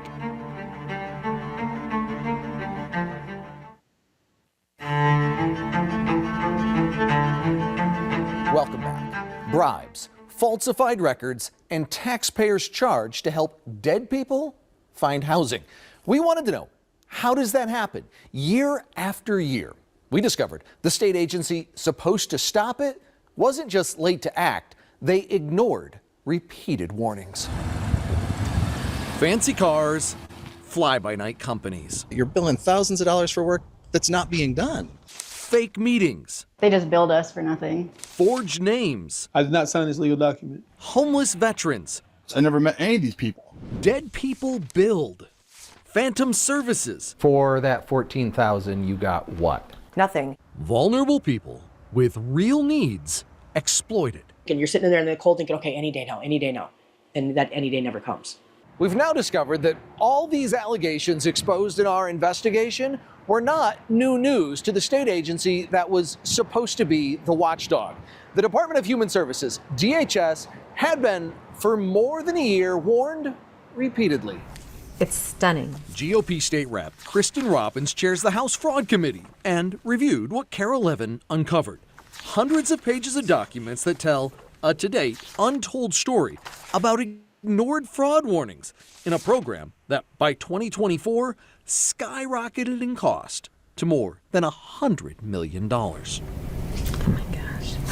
The records coming to light through a Carol Evan data request to Hennepin County, which operates its own managed care organization. Think insurance company for clients on Medicaid. It's called Hennepin Health, and they were sounding the alarm. March 15th, 2024. Hennepin emailed DHS spelling out patterns of behavior and billing that raised our eyebrows. A DHS employee responds, "I have forwarded this information to our fraud department to investigate." The next month, DHS is warned in writing that an HSS provider is offering bribes to people outside the Salvation Army, $50 to get forms filled out. Wow. So they had credible allegations of fraud and bribery. So, what happened? On May 6th, Hennepin emailed DHS's Office of Inspector General asking if county complaints about kickbacks being offered are making their way to their team. An OIG manager responded, "A quick search of our case tracker fails to reveal any related referrals, and we're flying blind so far." We're flying blind. So, stunning. Goes in a black hole and no one even knows that these referrals are being made. 2 months later, Hennepin Health sent DHS an official fraud referral for the state's largest HSS biller, a company called Start Today Hennepin. County investigators substantiated fabricated records and billing for service that occurred after 3 recipients had passed away. And instead of stopping payment and doing the investigation, nothing happens. By November, Hennepin Health asked DHS for a direct meeting to discuss all the billing fraud they'd uncovered at numerous HSS providers. Patterns of overbilling, poor notes, no notes, and fraud. DHS agrees to a meeting for December 12th. A manager writing, "We all want to avoid housing stabilization becoming the next poster child for government program fraud, waste, and abuse." Well, clearly that didn't happen. At that December meeting, Hennepin's PowerPoint presentation for DHS detailed bribes, money, meals, and bus cards, and members not receiving any HSS services, even though services are being billed. The county was fed up. They began banning multiple HSS providers from billing their clients, including Start Today, whom they cited for multiple examples of fraud and demanded repayment of $141,000. But DHS took no action and allowed other insurance providers to continue being billed. Hennepin Health stopped the payments to that provider, and DHS continued to provide payments. It's unconscionable. Yet even as those verified warnings stacked up, DHS leaders told lawmakers the problem was mostly rumor. Because there's a lot of rumors of fraud more than there is actual fraud. In a January Senate hearing, 10 months after Hennepin sent its first warning, then DHS Commissioner Jody Harpstead said she believed there was no massive widespread fraud in DHS programs because her Inspector General team was on top of it. People know it, and they didn't dare try to do that in our licensed or unlicensed services. Harpstead left her job a few weeks later, replaced by temporary Commissioner Shireen Gandhi, who previously served as Deputy Commissioner and Chief Compliance Officer. I think the team did not understand, we did not understand the sophistication of fraud that was happening here at DHS in this program. It wasn't until May 1st that KARE 11 published our first investigation exposing alleged HSS fraud that DHS began taking urgent action to change how they background and screen HSS providers. Did the department act urgently enough when it first started learning that there might be widespread fraud in this program? That's a good question, and I think in hindsight, no. If we knew then what we know now, we would have been acting a lot faster. 2 months later, the feds started raiding the HSS businesses KARE 11 had spotlighted, citing a massive scheme to defraud. And finally, on August 1st, temporary Commissioner Gandhi announced plans to terminate the entire program due to a lack of ability to stop fraud. Who here at DHS is being held accountable for allowing this fraud to get so far out of control? I think all of us have to be accountable. It's going to take all of us to put the state in a better position to fight these criminals. But just 1 week after that interview aired, a surprise announcement at a fiery Capitol fraud hearing. I get a call at 7:30 and the department announces they fired the person responsible for housing stabilization services and homelessness. That's still ahead in the conclusion of Housing Hustle.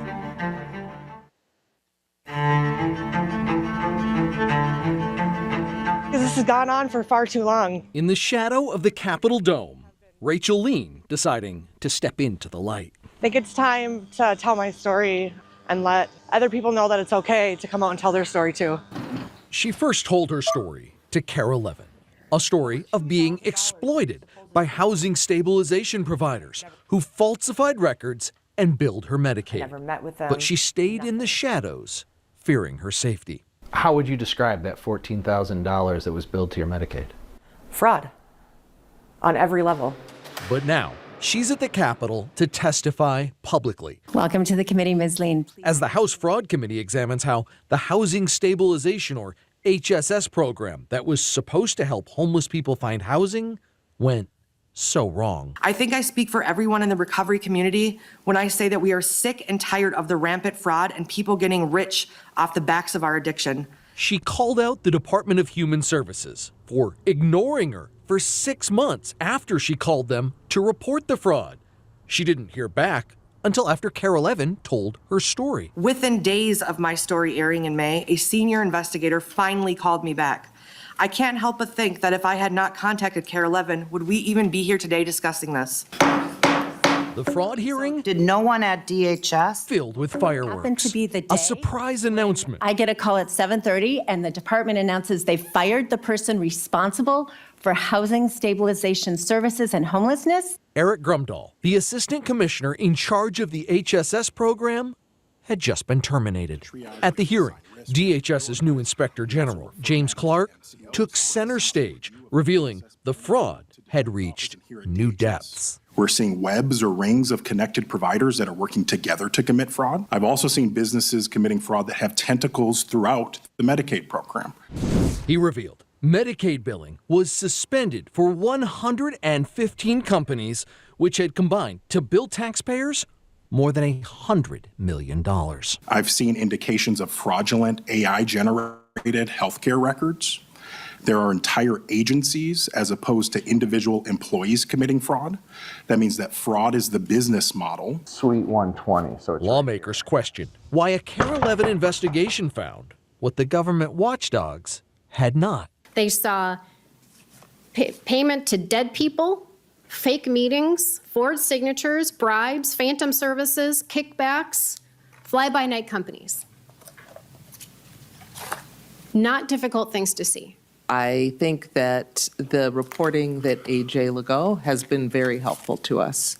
It was very helpful to see the work that he did and what he uncovered. As for Rachel, my hope is that by doing this, others will tell their stories and real change will be made so something like this never happens again. On this day, her story was heard. Thank you, Ms. Lean. Thank you. You raising your voice and speaking out is making huge changes throughout state government, and we really appreciate it.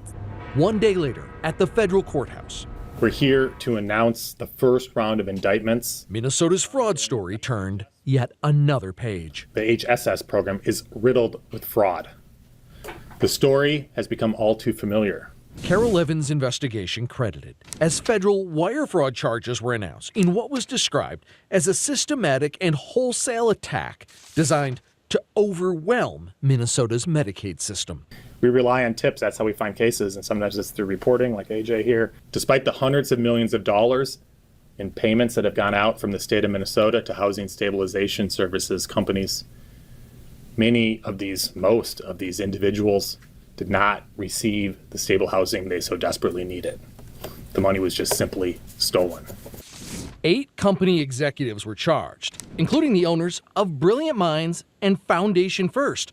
Mokhtar Aden and Abdi Fattah Mohammed showed up to court, faces masked, to hide from our cameras. They pleaded not guilty and are awaiting trial. Mr. Adal, can we ask you some questions? Assad Adow and his brother Anwar both quickly folded, pleading guilty to wire fraud. How many vulnerable people did you leave sitting in a snowbank so you could line your own pockets?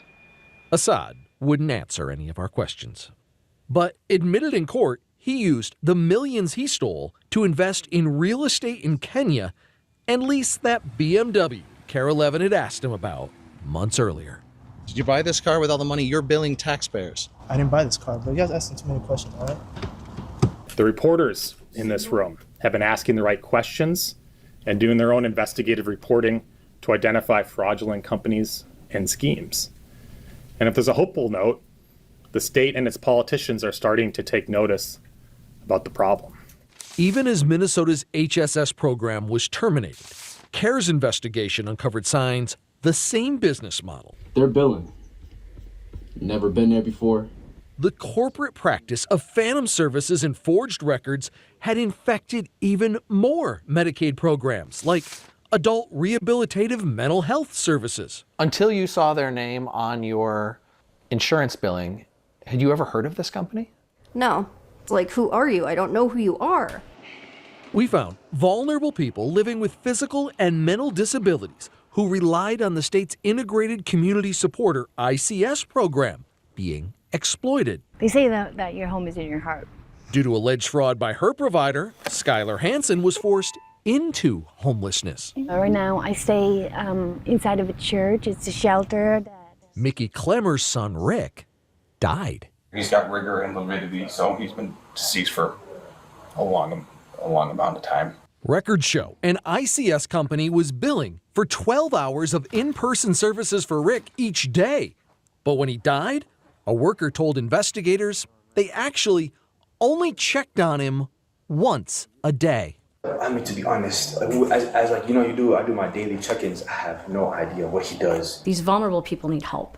You're billing for them, then give them the help. And if you're not, that's fraud. Here in late 2025, as I'm recording this, the fraud we've exposed that has overrun Minnesota's safety net systems has become a national political flashpoint. In the wake of an unsubstantiated report by the conservative online outlet City Journal that Minnesota fraud proceeds are making their way into the hands of the Somali terrorist organization Al-Shabaab, President Trump weighed in, calling Minnesota under Governor Walz a hub of fraudulent money laundering activity. The president also unleashed a tirade of vitriol and launched an immigration crackdown targeting Minnesota's Somali community. I don't want them in our country. But that's Donald Trump. Deflect, demonize, come up with no solutions. He's not going to help fix anything on fraud. With Minnesota's governor on the defensive over fraud on his watch, the White House administration is ramping up pressure. When these scammers realized that nobody was guarding the cash register, they went gangbusters. One program designed to provide housing stabilization assistance to patients ballooned to $104 million. In a video and letter posted December 5th to social media, Dr. Mehmet Oz, the head of the Centers for Medicare and Medicaid Services, threatened to withhold all federal funding to 14 Minnesota Medicaid programs if the Walz administration doesn't comply with a series of corrective steps to prevent future fraud. Our message to Walz is clear. Either fix this in 60 days or start looking under your couch for spare change, because we are done footing the bill for your incompetence. There are those like the president who turned this into a racial issue rather than a crime issue. To tackle the crime issue, Walz announced the appointment of Tim O'Malley as the statewide head of program integrity. Minnesotans deserve to know that their tax dollars are being put to good use. O'Malley is currently the state's interim chief administrative law judge. He's a former FBI agent and served as BCA superintendent under Republican Governor Tim Pawlenty. While I'm honored that Governor Walz has asked me to assist in combating fraud here, know that I'm not here to serve him. I'm not here to serve any individual, and I'm not here to serve a political party. I'm here to serve Minnesotans.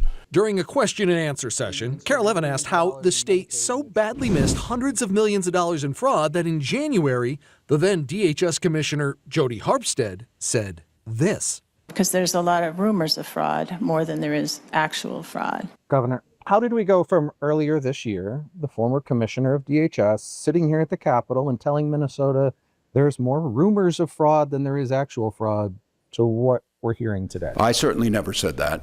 I never at once said that. What I'm asking about is the messaging from the state, though. The commissioner of DHS sat here and told the Senate that commissioner is not here. Fraud. That commissioner is no longer working for the state of Minnesota, and I never said such a thing. So I think you understand the accountability pieces that go with this. DHS's current acting commissioner, Shireen Gandhi, said right now, at the end of 2025, they have 1,300 open fraud investigations. If you get caught stealing from Minnesota's most vulnerable people, I hope you go to prison. Our investigation into the fraud and fallout is far from over. On behalf of the KARE 11 Investigates team, thank you for watching Housing Hustle, a Recovery Inc. investigation.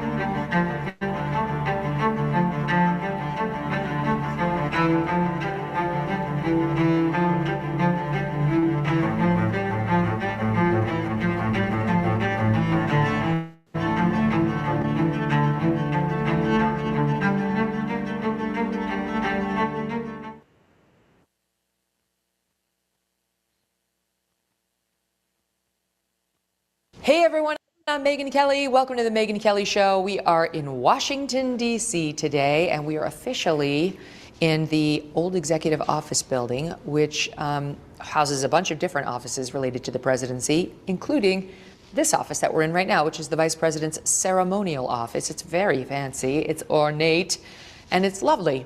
And we are sitting down with the Vice President himself today. We just wrapped the interview. It's fascinating. He's in rare form.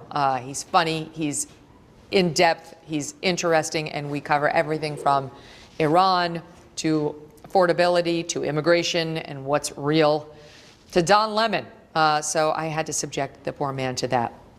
It's sort of a coming home for the two of us in a way, in that it was 9 years ago that I went out to Ohio and interviewed back then just a regular old J.D. Vance, who didn't have the title senator, wasn't even running for Senate, never mind vice president. And he had just left a stint with Peter Thiel out in San Francisco, which was not for J.D., he told me at the time, San Fran. He and Usha were newly married. They were expecting their first baby, living in a small little apartment. And look at him now. What a change in his life in just those 9 years. We talk about that too. I think you're going to enjoy this exchange. Without further ado, Vice President J.D. Vance. Don't miss a moment. Subscribe to this show on YouTube and follow me on Insta, Facebook, and X. You know Pure Talk's favorite holiday? President's Day. Because they believe wireless service should only cost you a couple of presidents. Just a Jackson and a Lincoln, to be exact. For just $25 a month, Pure Talk gives you unlimited talk, text, and plenty of data. Now compare that to Big Wireless. They'd rather celebrate Benjamin Franklin Day so they can charge your family hundreds every month. Pure Talk is an American wireless company that supports our veterans, all of them, and invests in a U.S.-only customer service team. So when you call, you are talking to someone right here at home. Pure Talk uses the same towers as the big carriers, so enjoy superior 5G coverage without the inflated price. Just $25 a month for talk, text, and plenty of data. No contract, no cancellation fee. What are you waiting for? Go to puretalk.com/Kelly and you will get 50% off your first month, 50% off. Again, that's puretalk.com/Kelly to make the switch to Pure Talk. Mr. Vice President, thank you so much for being here. Of course, good to see you. Thanks for having us here. Yeah, absolutely. This is my ceremonial office, which I use mostly for interviews, but it's actually the most beautiful office in the complex, it's sad that I never use it, but I'm glad I got to show it to you. You're a long way from the holler. I'm a long way from the holler, that's right. How's it feeling? How are you enjoying it? It feels good. I mean, look, it's the coolest job in Washington, because I always joke with the president that I get to be involved in everything, but he's the one who actually has to make the decisions. And so I get like all of the benefit, but not nearly the same level of pressure as the president. So we're really enjoying it. The kids are doing well, family's doing well, and just the job, I mean, there are very few things you ever get to do in your professional life where you feel like you have such a big impact. And we're trying to use it as wisely and as well as we can. It happened so quickly for you. Yes, it did. You know, it felt like overnight, and your life has changed so dramatically. I have a lot of substantive questions for you, but let me just start with, this is the thing I really wanted to know. What's the most absurd thing about Washington? Oh, that's a very tough thing to answer. So many to choose from. I mean, the thing that's absurd, just from our personal perspective, is that whenever I go anywhere, I'm surrounded by a motorcade of like 20, 30, 40 cars, right? And so just you get like this amazing mixture of people, like tourists from Kansas or Ohio who are so sweet and nice as you're driving through Washington, D.C. And then you get like the really angry, kind of crazy radical who's running after your car, flipping you off. And just like the performative politics of Washington and a lot of the people who live in Washington is very weird to me. I think it's a town of people where it's like everything is kind of transactional, but people try to pretend that it's not. And I think that really warps things. Mm-hmm. And then just not from our perspective, not from the perspective of the administration or from us personally, but if you think about Washington, it's a place that almost nobody is from, right? So there's like, a historically middle-class black population. It's small and it's getting smaller. Because most of them are sort of selling their houses now that they're inflated and moving out to the burbs, right? So what you have is most of the residents here are not actually from here, and I think it just has like a psychologically warping effect. So you you go to a Nationals game and everybody's rooting for the Nationals, but they don't actually care if the Nationals win. Whereas if you go to a Reds game, every person there is going to sob at the end of the game if they don't win. So there's just a weird, it's like a placeless place. And I think that's the most bizarre part of Washington. I can't picture you in it. I mean, obviously I can see you in it, but I can't picture it because there's so much insincerity. I mean, I lived here for 3 years and everyone takes themselves so seriously. Oh, absolutely. I mean, the egos. That must be so hard to bond with.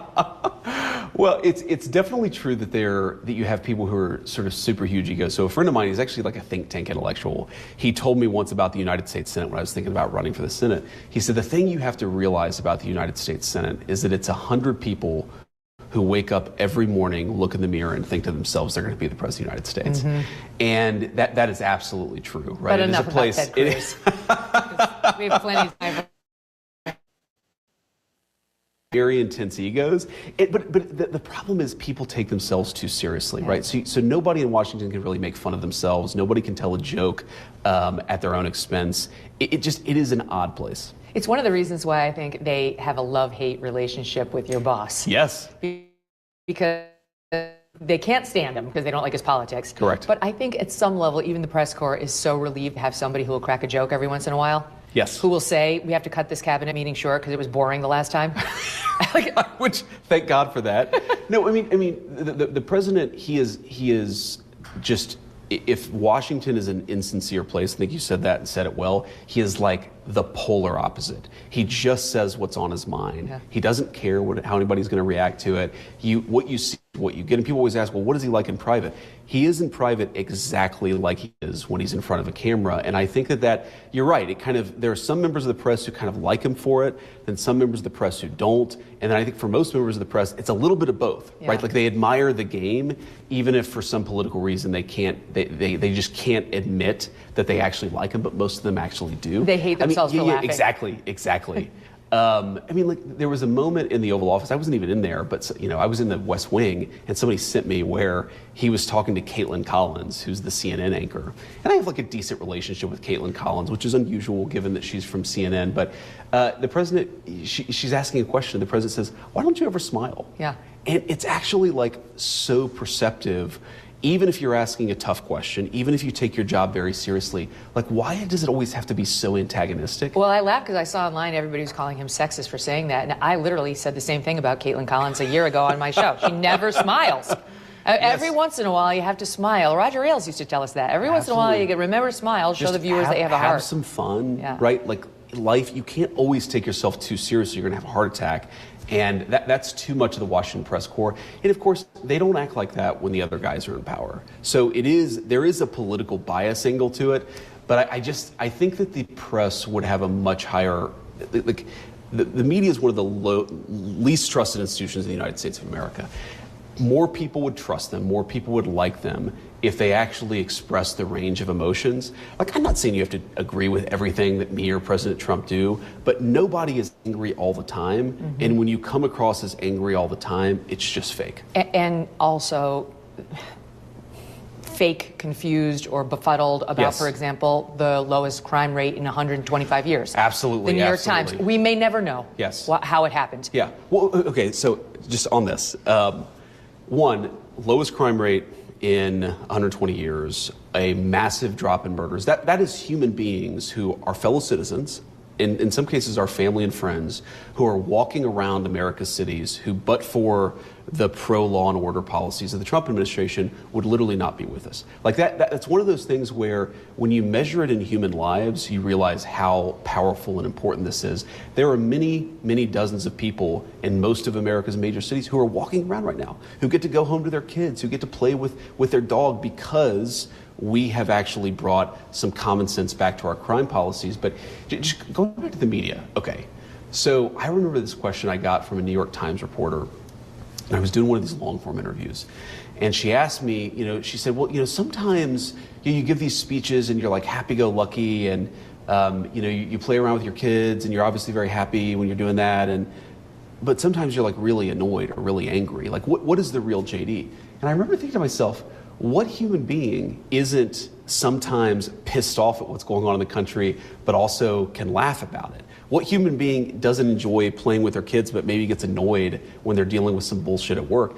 The idea that you have to be like one-dimensional is, I think, one of the reasons why the media is so broken, and it's one of the reasons why they can't tell the true stories that are out there. Have you asked about the crime? Okay, why is the crime rate so low?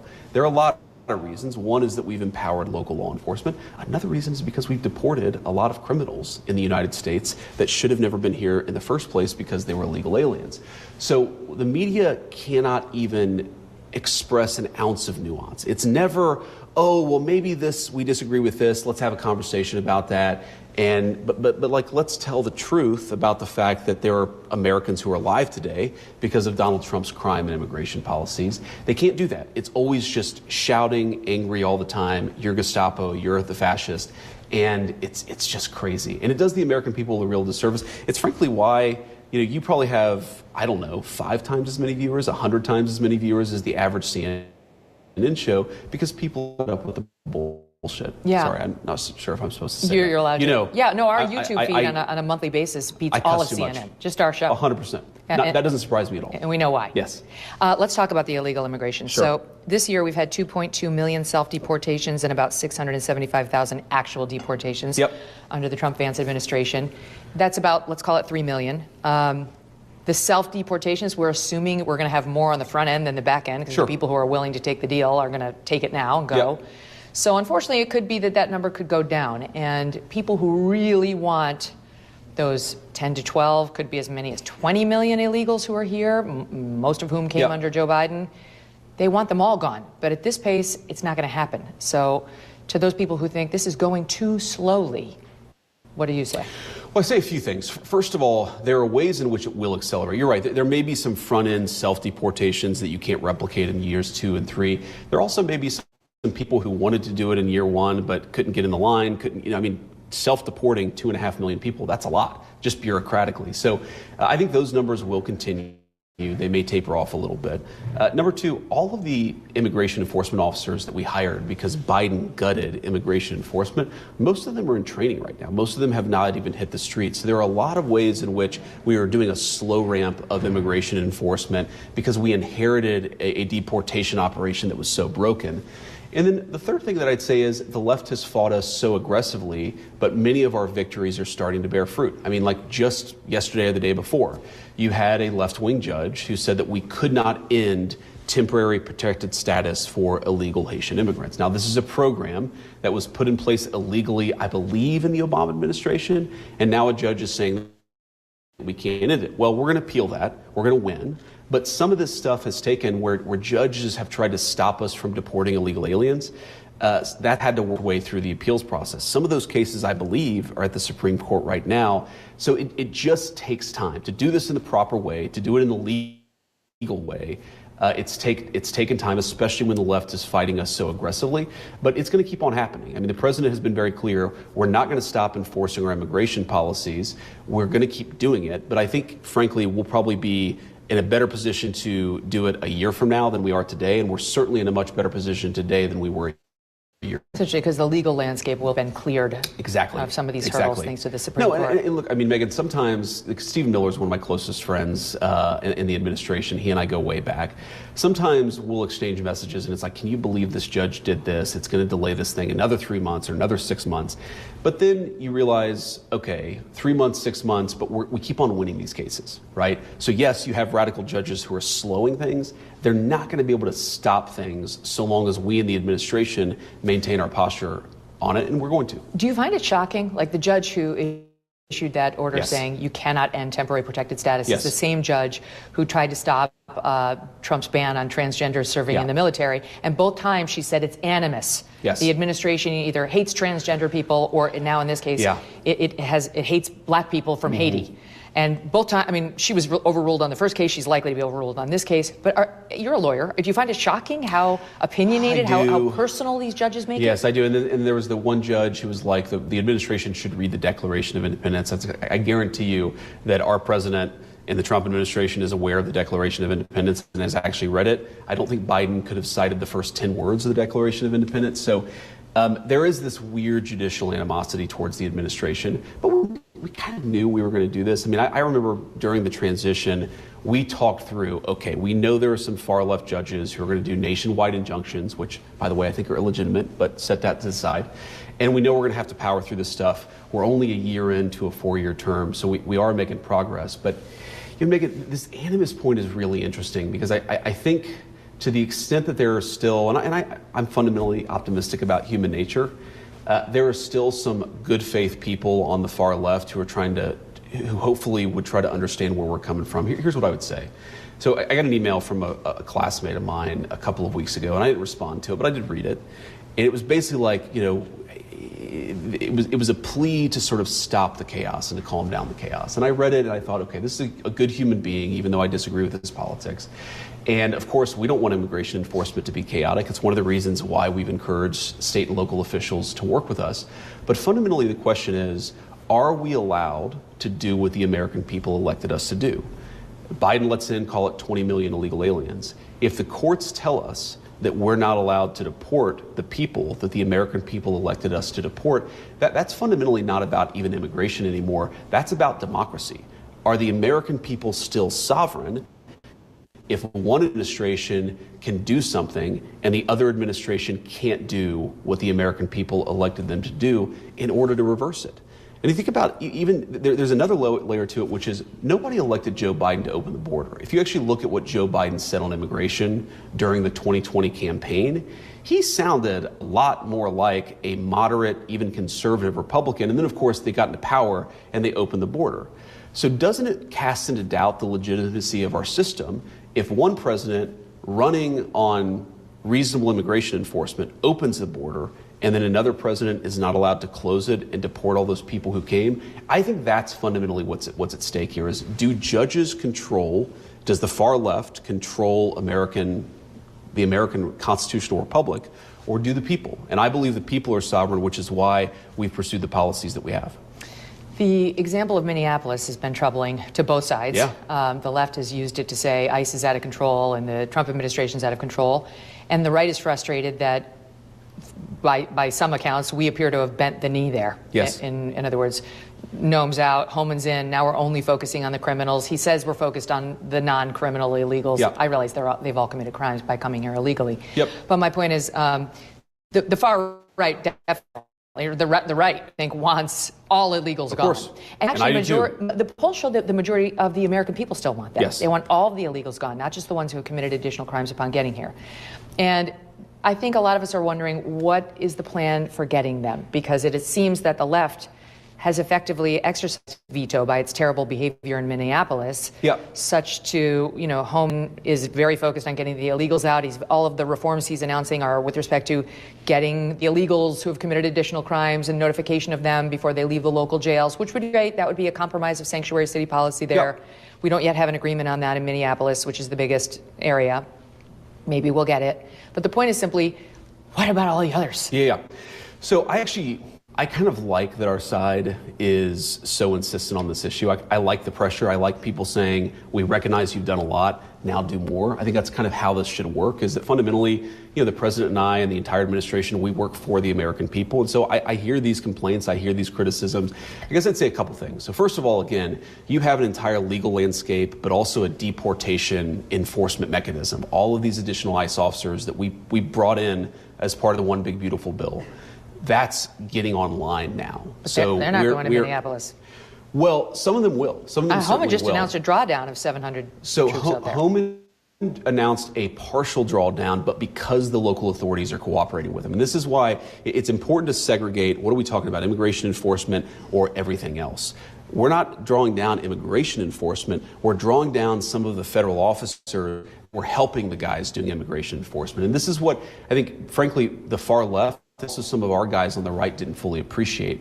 When Homan says we're drawing 700 people down, those are the people who were protecting the ICE officers as they went out and did deportations and immigration enforcement. Most of the people that we have in Minneapolis, they're not doing immigration enforcement. That's true even after the 700 drawdown. Most of them are protecting the immigration officers from the mob that's forming around them. So as we get more and more cooperation from Minneapolis and from the state of Minnesota, and we are starting to get real cooperation from them in a way that we haven't, we don't want people to doing effectively police work so that they can protect our immigration officers. We want the immigration officers to go and do their work, and if they get into a problem, they can call local police. As that happens, I think you're going to see some of that law enforcement shifting to the local police, which is exactly what we wanted. And by the way, well before the Preddy shooting or the Renee Good shooting, that's what we were asking.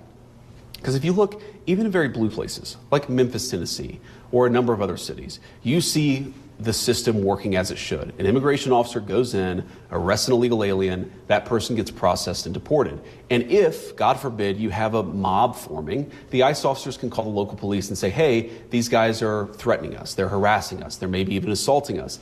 The reason why Minneapolis was so chaotic is because we had to have all these extra officers doing the job the local police wouldn't do. If the local police are willing to step up a little bit, I think that's a good thing, not a bad thing. And, you know, I don't want to give this talk of surrender because I know that we haven't surrendered, but if they're in Minnesota doing the very thing that they said they refused to do, I don't think that's a surrender on the part of the Trump administration, especially as we continue on immigration enforcement. What about the secret option of E-Verify, where we go after the employers and we fine them if we find out that they're employing illegals? Yep. It seems there's been a reluctance to do that even by the Trump administration because there are a lot of employers who, let's face it, like employing cheap labor through illegal immigrants. Yes. So, I supported E-Verify legislation when I was in the Senate. It's been an issue. I actually campaigned on it when I ran for the Senate. It's funny, I've never talked to the president about E-Verify specifically, but it would require an act of Congress. And that is something that, look, I would like to believe that Congress would support E-Verify legislation. I frankly don't know that we have the people that would make it happen. But look, if Congress wants to do it, then they should do it. And then, of course, that would give us some additional immigration enforcement tools. We would love that. But fundamentally, that is something that Congress has to fix. We've done a lot, by the way. We've made it harder for employers to hire illegal aliens. We've made it harder for illegal aliens and, frankly, some legal visa holders to get access to the benefits that should go to American citizens. So there's a lot that we can do administratively. Certain things like fully verify, you do need Congress. You mentioned Congress. It's not looking so good for the Republicans to hold on to the House. We'll see. At least in the midterms. I mean, now some people are worried about the Senate, which would really be a calamitous for the right. Yep. What will happen if the Democrats do win control of the House only? Will anything change? I mean, I realize you're going to have an investigation coming your way every 2 weeks. But we haven't had a lot of legislation pushed through the first year, just given the 60 vote threshold in the Senate. So realistically, what do you think would change? Well, I think a couple things. One, Democrats will try to spend more money, particularly on their targeted populations. You'd see a lot of legislation saying we're going to shut down the government unless we give more health care benefits to illegal aliens, more federal-backed loans we would have. And I think we would win some of those fights, but if the Democrats control the House, we probably wouldn't win all of them. The bigger thing that would happen is just impeachment. Like if you go back to 95, okay, so Republicans win, Bill Clinton does what's called the triangulation, and you have this great bipartisan compromise on welfare reform and on tax policy and on regulatory policy. Anybody hoping that Democrats win and you see a lot of bipartisan legislation, you need to stop taking the drugs because that's not going to happen. Democrats are not interested. They have said they're not interested in doing any big bipartisan legislation for the American people. What are they interested in? Impeachment. They are interested in getting Trump and getting the people in his administration, and that's what we would have. For 2 years, we would have a government, we would have a Department of Justice, we would have a White House, where we'd still be able to get a lot done, but fundamentally, there's a lot that wouldn't happen because we'd be so focused on sham impeachment trials, where the Democrats, by the way, would know they weren't going anywhere, but that's all they have. Actually ask yourself, what is it that unifies the Democratic Party in 2026 America? You might say it's men and women's sports, and okay, nobody really cares about that, or if they do care about it, they hate it like we do. Okay, you can't run a national party on men and women's sports. Raising taxes on hardworking Americans. A lot of Democrats believe that. You can't run a campaign on that. The only thing that they have is they hate Donald Trump. That's what unifies their party. They hate the Trump administration. That's what unifies their party. And that's what their legislative agenda would look like if we gave them power. Also hating Trump and hating abortion. I mean, loving abortion. Those two things. Yeah, I mean, they're really solid on that. They like, again, I don't think this is true of most Democrats in our country, but most elected Democrats, it is a weird obsession with a culture ideology affirmative action, diversity, equity, and inclusion. It's like all of the things that divide Americans against each other, that make Americans hate one another, and that make Americans poor and less safe. That is the operating focus of elected Democrats. But they're smart enough to recognize they can't run on that. They can't run on any of their actual policies. So they're not going to try to enact this stuff. They're just going to try to attack the president. We mentioned the press a minute ago. Someone who claims to be a member of it is Don Lemon, who's been arrested now. The dumbest man in television. Yeah, I mean, that's Formally. saying something. He's under arrest because he stormed a church in the middle of a Sunday service, along with a lot of other rioters, and disrupted people trying to worship. He's trying to cloak himself in the First Amendment, saying this is an attack on freedom of the press. And you say what?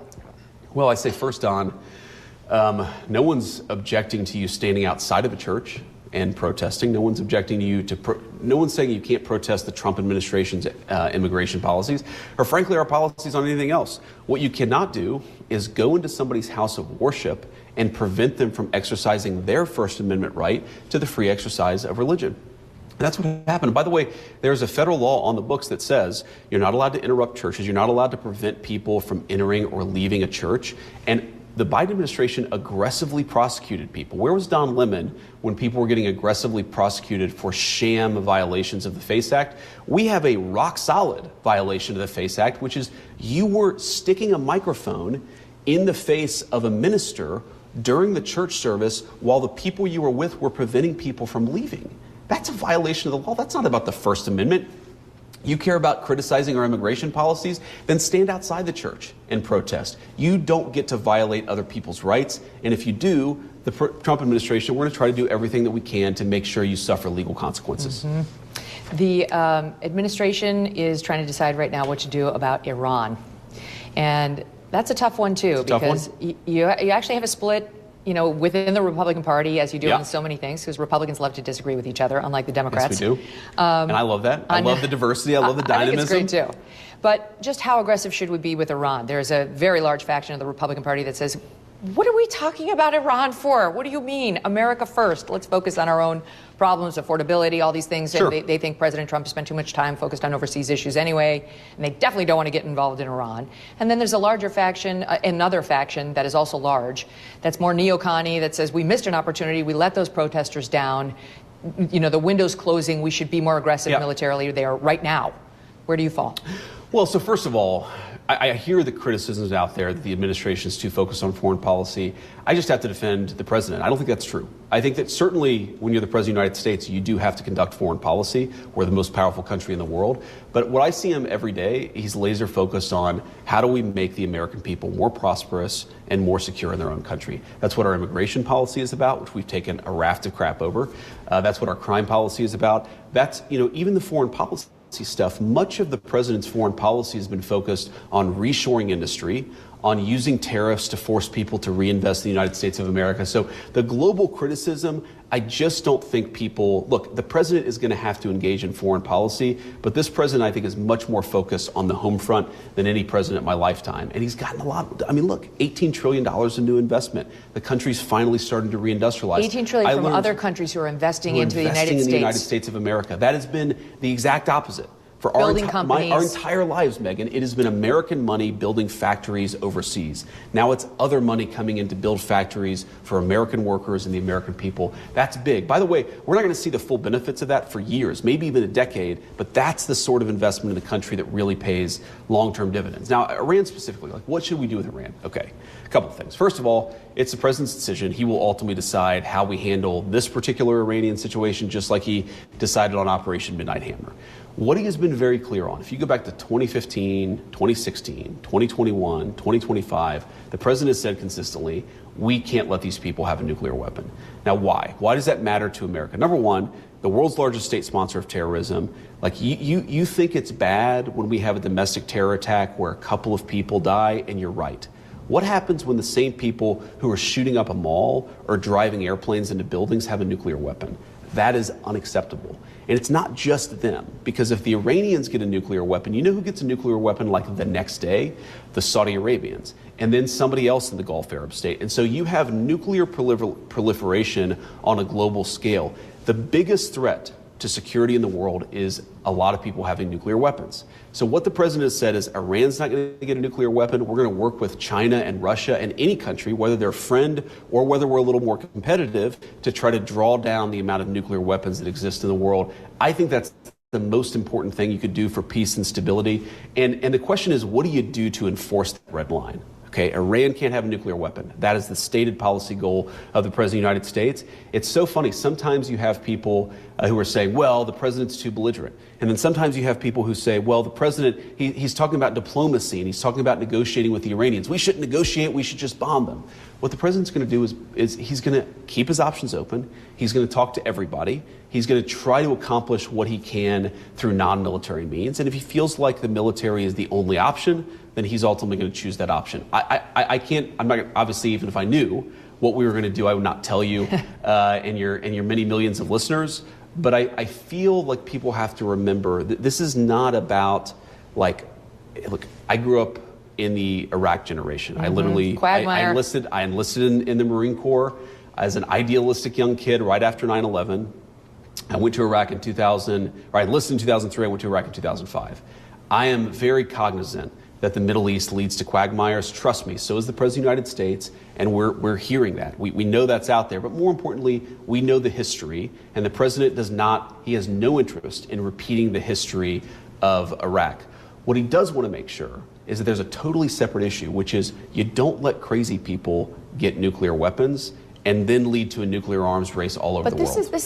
I mean, you tell me whether this is about nuclear weapons right now or not, but what we're seeing in Iran is these protests on the street, not as much anymore because they've been killing a lot of the protesters, but it's, should we go in there and help the protesters get rid of this regime, like get rid of the Ayatollah, which, let's face it, it's much different in Iran. The regime goes well beyond the Ayatollah. It's not like Venezuela where you take out Maduro. It's a lot more complex. Even if we got rid of the Ayatollah, there'd be a whole bunch of others just like him, part of the regime. And so the last thing most Americans want to hear is what we heard in Venezuela, which is now we're running Iran. Yeah. The president is very aware of all this stuff, Megan, but I'll tell you, protests, counter regime. I mean, look, in a perfect world, would I love it if a bunch of freedom-loving Iranians, who, by the way, are amazing, they're brave people. If you know anything about the Persian people, they're like an incredible group of human beings. If they took over their own country and had a government that was much more friendly to the United States of America, would that be a good thing? Absolutely, that would be a good thing. But fundamentally, what the president has always been focused on, even with this most recent round of protests, you saw, I think his most recent truth, or at least one of the more recent communications he made about Iran, it's nuclear weapons base. We are still focused on this question of ensuring they don't get a nuclear weapon. And here's the good thing. I'm 100% confident that even if the Iranians were rushing towards a nuclear weapon, they couldn't get one during the Trump administration. But we're not worried about the next 3 years, we're worried about the next 30 years. We have to make sure that you don't, look, what I really worry about, and I think this is, obviously I disagree a lot with Bill Clinton, but Bill Clinton fundamentally decided, you know what, we're just going to let North Korea have a nuclear weapon. We're not going to do anything to stop it. What happens if 30 years from now, the number of nuclear countries, it's less than 10, maybe about 10? What if it goes to 100? What if every military in the world has a nuclear weapon? To the world that you and I couldn't even find on a map, and now all of a sudden a crazy guy has access to nuclear weapons. Nuclear proliferation, that is very much a bad thing and something an America First foreign policy should focus on. That is certainly where the president is most worried about. When it comes to defending the homeland, the president's been looking northward to Greenland and to Canada. But he's been very focused on Greenland. Yes. And you tell me what we got that made him say, okay, now I'm happy. Because he gave that speech at the UN, like, we need to have Greenland and we need to own it because no one would defend something on lease. Yeah. But then by the end of the UN summit, he came out saying, that we're satisfied. But we seem to only have gotten permission that we might have had already to build more military bases on a couple of their outposts. No, we definitely have gotten much more than we initially had. So first of all, again, I think it's important to define the interest here. Greenland is very important to America's national security. Our entire missile defense system, by the way, would be inoperable if the Russians or the Chinese controlled Greenland. So God forbid, I don't think it's going to happen, to be clear, but God forbid some foreign country launches a missile, an ICBM at the United States of America, we couldn't defend ourselves if a foreign country controlled Greenland. And by the way, the Chinese and the Russians have both expressed an interest in controlling Greenland. Okay, so what is the defensive mechanism for Greenland? You have a population of about 60,000 people on a massive territory, right? That's like the size of my hometown, and I didn't grow up in a big town. And then on top of that, you have Denmark, which has been one of the better NATO allies, to be clear, but has still radically underinvested in security compared to the Russians and the Chinese. So the president has said very simply, we are on the hook for this island. Like it's one of those unwritten rules that everybody knows that if the Chinese or the Russians affected one of our critical missile defense systems, we would necessarily defend that, but we're not getting anything for it. This is an unfair situation. The United States has no ownership over this island, and we don't get any of the benefit. So let's actually rewrite the rules here a little bit and say if the United States is going to protect the entire world's missile defense system, primarily our own, but other people benefit from it, we should get some benefit from the bargain. Now, it's interesting because I actually was sitting in this room, one of the rare times I've used this ceremonial office for official business, me and Marco and a lot of the leaders from Denmark and Greenland had a great conversation. And it's funny when you see... Is this one where they ran for their cigarettes when they exited the building? Maybe. Yeah, I think they did. They were stressed. I did not follow up. I did not see what they did afterwards. We had a good meeting. It's so funny to me because the Europeans, they're so friendly in private and they're willing to make a lot of accommodations, and then publicly they attack us and they say, we're not going to work with the Americans. We're not going to do anything with the Americans. I'm sorry. It's all bogus. We all know. Everybody knows that this situation is going to come to a resolution. I think it's going to be a resolution that's good for Europe. Most importantly, it'll be a resolution that's good for the United States of America. But the idea that they haven't made any accommodations or concessions to the United States, it's not true. Are we at the beginning of a new world order where we move away from Europe and toward anything else? Maybe even potentially Russia, if we can get past what's happened here? I mean, there's a real question about that, given some of the speeches you've made to the European Union, some of the speeches that President Trump has made, what's happening culturally in Europe, what's their crackdowns on free speech. They just look less and less like we do. Yeah. And there's a real question about whether there's a massive shift happening now in terms of world alliances long term. Well, there's definitely, I think, a new world order. I think the president has sought to it. There's a new world order in trade. There's a new world order in globalization and the way that we invest in our economy versus, foreign supply chains. There's a new world order, and that the president is willing to shake up some old alliance structures. I mean, NATO, I think, is much different because of the president's leadership than it was 10 years ago. It was sort of coasting. It was effectively a protectorate of the United States of America. Obviously, you saw what happened in Venezuela. So, yeah, the president is putting a stamp on world history, but fundamentally in an America First way. Like that is the orienting focus. And so when people say, well, you can't work with Putin on anything because you disagree with the Ukraine invasion. Well, the president said very clearly, Putin should not have invaded Ukraine. We're going to try to work and bring that to an end, but there might be some areas of cooperation too. His attitude is not, you're our friend, you're our enemy, we're going to go to war with our enemies, and we're going to be, we're going to give our friends everything without asking questions. His attitude is, we're about alliances. And you could have a country where we have a 90% aligned interest, but we're going to disagree on 10% of issues. Meanwhile, we may disagree with Russia on a lot, but we may agree on some things. And I do think that is a fundamental reorientation. The other thing that's much different, Megan, about the president's foreign policy and just the way that he does business, and it's, look, there's a lot that I've learned from him, but this is nearly at the top of the list of the things I admire about the President of the United States, is he will talk to anybody. Like, when he was thinking about who to make his vice president, he was talking to the gardener at Mar-a-Lago. He told me that. And I said, well, sir, what did the gardener at Mar-a-Lago say this really matters to my life?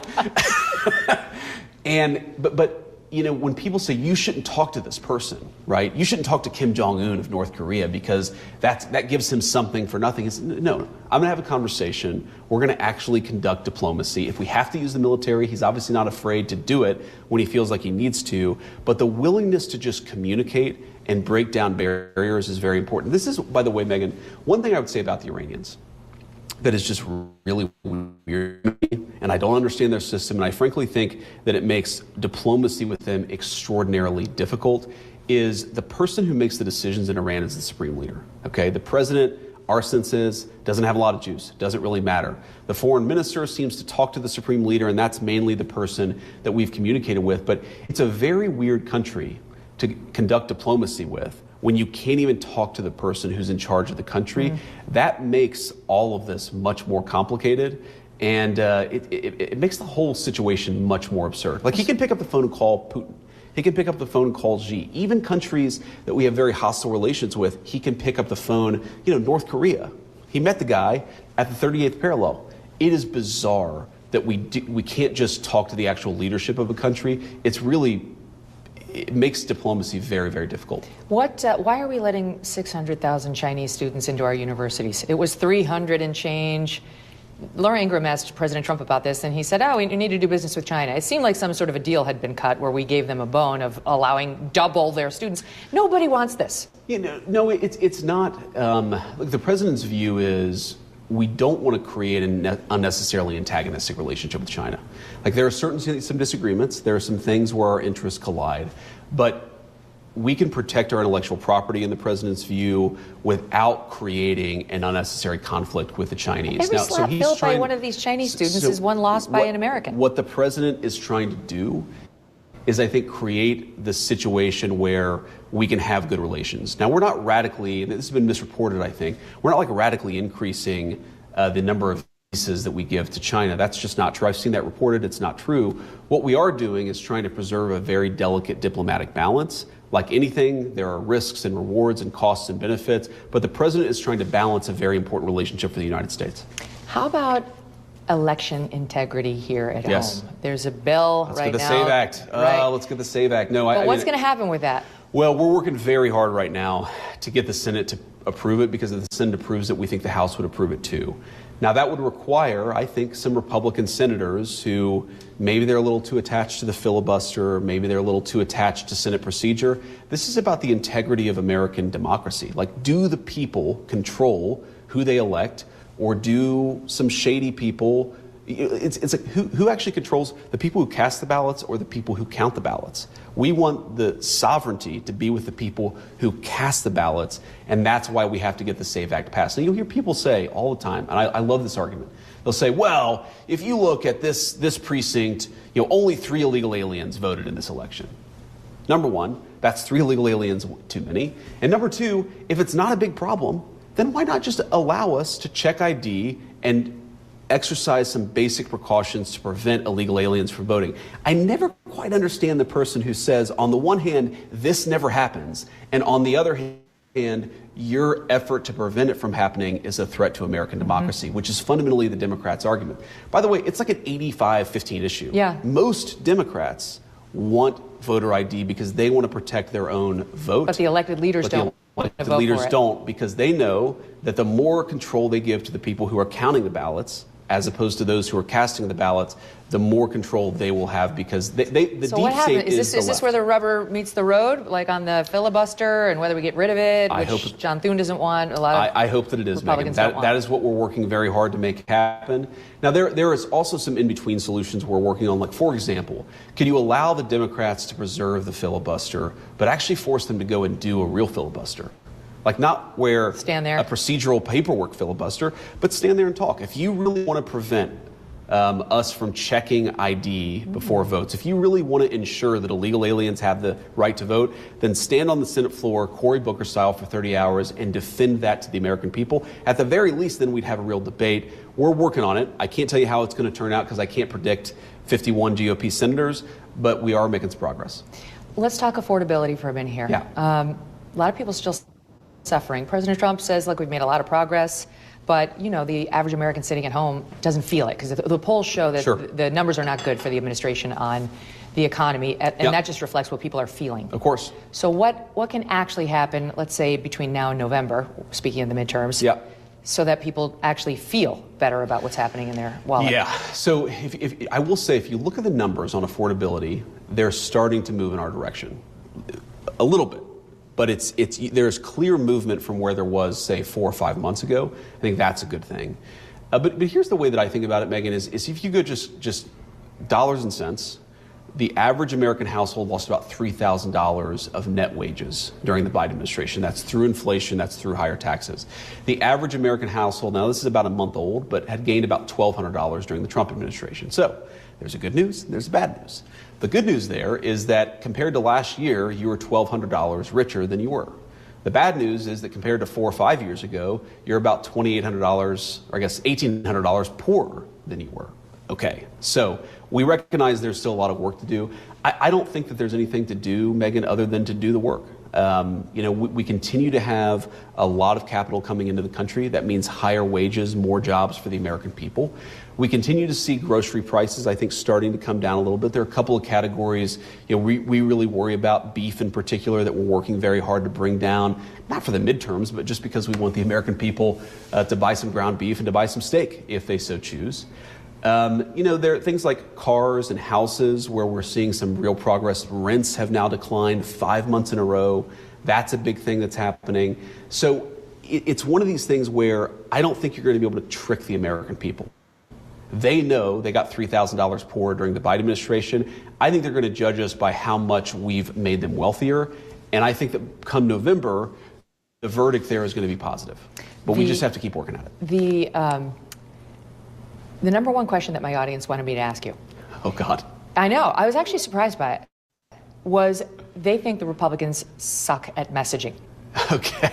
They want to know what the administration is going to do to get their arguments out more strongly on immigration and on the progress that they've made. I think there's a frustration, actually, amongst the GOP base that there have been a lot of wins, but people don't know it, and that there actually is a sound immigration policy, but they let the left run with this narrative, and the media is only too happy to spread lies about the 5-year-old boy who was wrongfully deported and all that, right? Sure.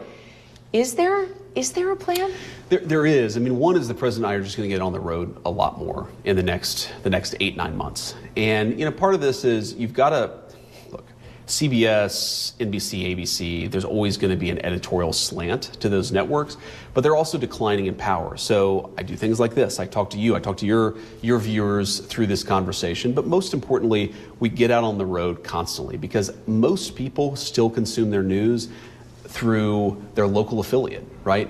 If their local CBS guy is saying, oh, the vice president came to town, the president came to town, this is what they're talking about, that's how you get the message out there. It's non-traditional media. I think we were very good about this in the campaign in 2024. It's something we want to get back to in 2026 is actually taking the message to people. Going on a lot of podcasts and a lot of the non-traditional media, which frankly, I think has more narrative power than the traditional media does.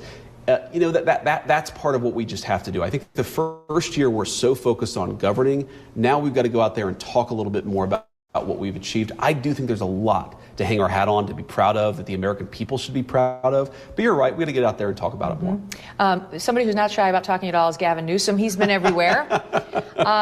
Vogue really loves him. I don't know if you saw the Vogue piece on him, but they're real. Oh, they like. I don't make Gavin. it a habit to read Vogue or to read about Gavin Newsom. Let me. I kid you not. This is the lead line of their piece. Let's get this out of the way. He's embarrassingly handsome. His hair seasoned with silver, at ease with his own eminence as he delivers his final State of the State address. It must drive Trump nuts. Newsom, lithe, ardent, energetic, a glimmer of optimism in his eye, Kennedy-esque. Do you expect Vogue to give you this same treatment when you sit down with them, Mr. Vice President? Just completely unbiased reporting. That is like something out of Pravda. Yes. That's what Pravda would have written about Stalin. This is what you're up against. Yeah, but I mean, how many people read Vogue? Nobody. But it was just a segue into 2028, and my favorite topic. Whether you think there could be a square off with the Kennedy-esque Gavin Newsom and possibly yourself. Well, we'll see. I mean, look, I'll give you the answer I've given to other people, Megan, which is, it's so far in the future. I don't want the answer you're giving to other people. Yeah, but it's the truth. And all I can tell you is the truth is, look, I think that if we take care of business, the politics in 2028 will figure itself out. And if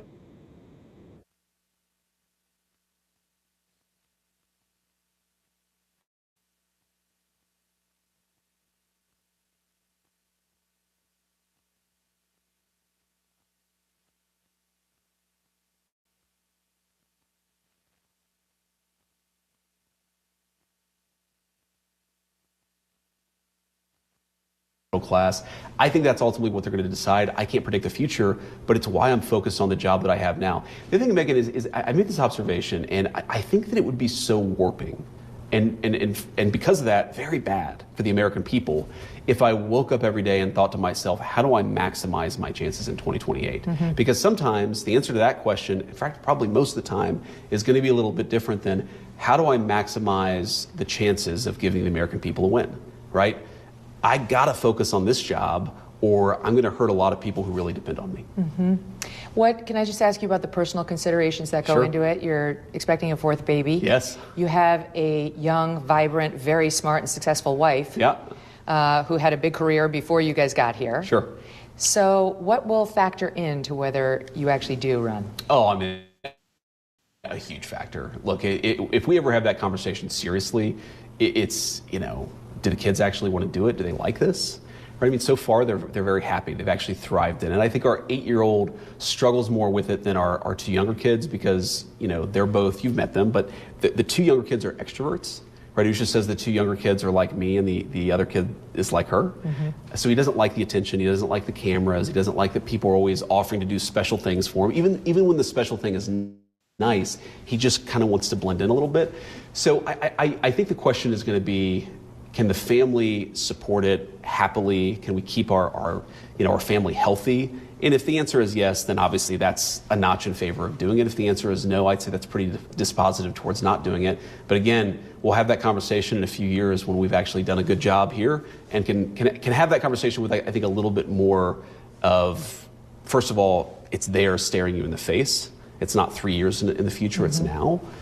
But also just where we have a little bit more sense of what is good for the kids. I mean, my first obligation, as much as I love the American people, it's to my wife and my kids. Yeah. And we got to keep them happy. And so far, so good. I'm going to wrap it up because I know you got to go. Yeah, But go ahead. how are you going to prepare for this fourth baby?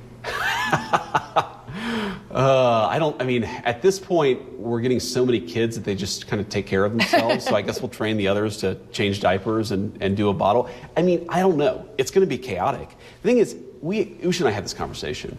There are certainly sacrifices that come along with this life, but there are also a lot of good things. Like we live in this beautiful, very protected mansion that the American people have gifted us. So thank you. You're a taxpayer. Thank you for that. We also, most of our meals are prepared for us. So we don't have to worry as much about cooking. We did when baby number 3 came along. So there are a lot of things that in some ways make having a baby easier. You don't have to worry about TSA lines when you're the vice president. Air Force 2 makes transportation pretty easy. Yeah. So there are all these weird little ways where I actually think it'll be a little bit easier. It'll obviously be harder in some ways, but my attitude towards kids, I remember after we had Ewan, our oldest, I was like, what the hell have we gotten ourselves into? No more kids. And then we had a second, and then we had a third, and now both of us are just like, what's one more? Whatever. I'll share with the audience, I don't think you'll mind, that we were with you guys personally at this one point, and your kids were outside, and you just sort of called from afar, please don't create any ruination and despair. I loved it. It actually made me think, Mr. Vice President, what do you think Mamaw would think of all this? Oh, man, I don't know. I think she would. I ask myself that question a lot. I think she'd be amazed by it. And she was fundamentally just such a patriotic person. I think she'd be in this room right now looking up at the molding and the beautiful imagery and just saying what a blessing it is to be here. But I think the thing that she would just most like about our life is the kids. Mama always just loved kids. She loved grandbabies. And she loved the weird little things that they would say. She loved how, they were at one minute super caring and affectionate, at the other minute completely rebellious. And I think that's what, as much as she'd be impressed by the pomp and the circumstance of the professional role, if Mamaw were alive right now, she'd probably be living with us and she'd be much more worried about the kids than anything I was doing at the White House. I feel like she could really, you know how Marco Rubio's got every role in the administration? Yeah. I feel like she could have done him. She could have taken any one of those off of his hands. Right. We would have been in very good hands. Oh, that's right. No, that's another thing that will make the new baby much easier is Marco has agreed to be nanny Excellent. to our fourth kid. So, what's another job? He can do it. All right, we got to go. I forgot to ask you quickly, if you'll allow me. Please. Savannah Guthrie is in the midst of a national crisis right now. It sounds very sad. It looks awful. It looks awful. Just wanted to give you the chance to comment on it because the White House sent out a tweet yesterday asking people to call in if they have any information. Sure. But well, obviously thinking about her and praying for her, and I believe it's her mother-in-law. Is that right? It's her mom. It's her mom. Her okay, mom so is praying missing. for her mom, and the whole situation just seems very scary. So what we've done at the White House is basically offered every resource that we can to try to help. And, what can you do but help where we can and pray that it all turns out right. But certainly I hope she knows we're all thinking about her at the White House, because sort of one of the worst situations you can imagine personally. So we'll just keep tabs of it, keep on helping out where we can, and hope that it goes okay. We're praying for her. We're praying for you every you. day. I appreciate it. Thank you for the sacrifice that I know it takes to do this job. Good to see you, Megan. Yeah, you too. Thanks. All the best.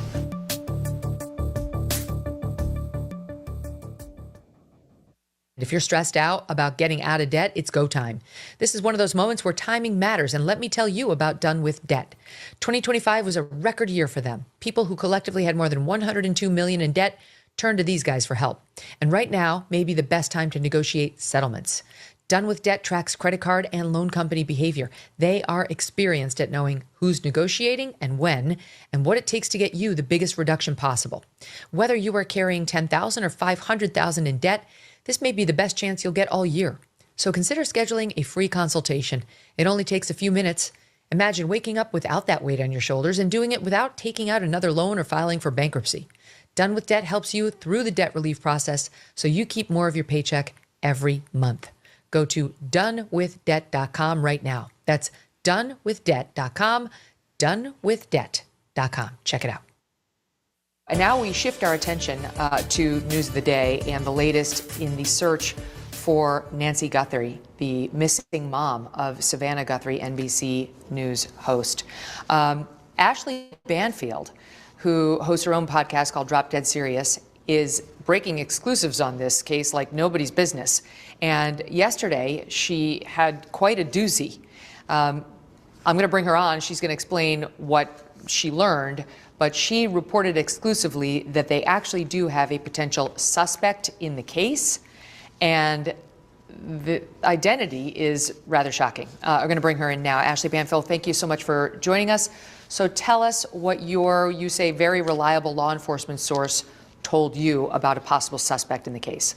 Sure. So after almost 4 decades in this business, I've collected a few friends at the FBI and in local law enforcement all over the country. And the source that I have is impeccable.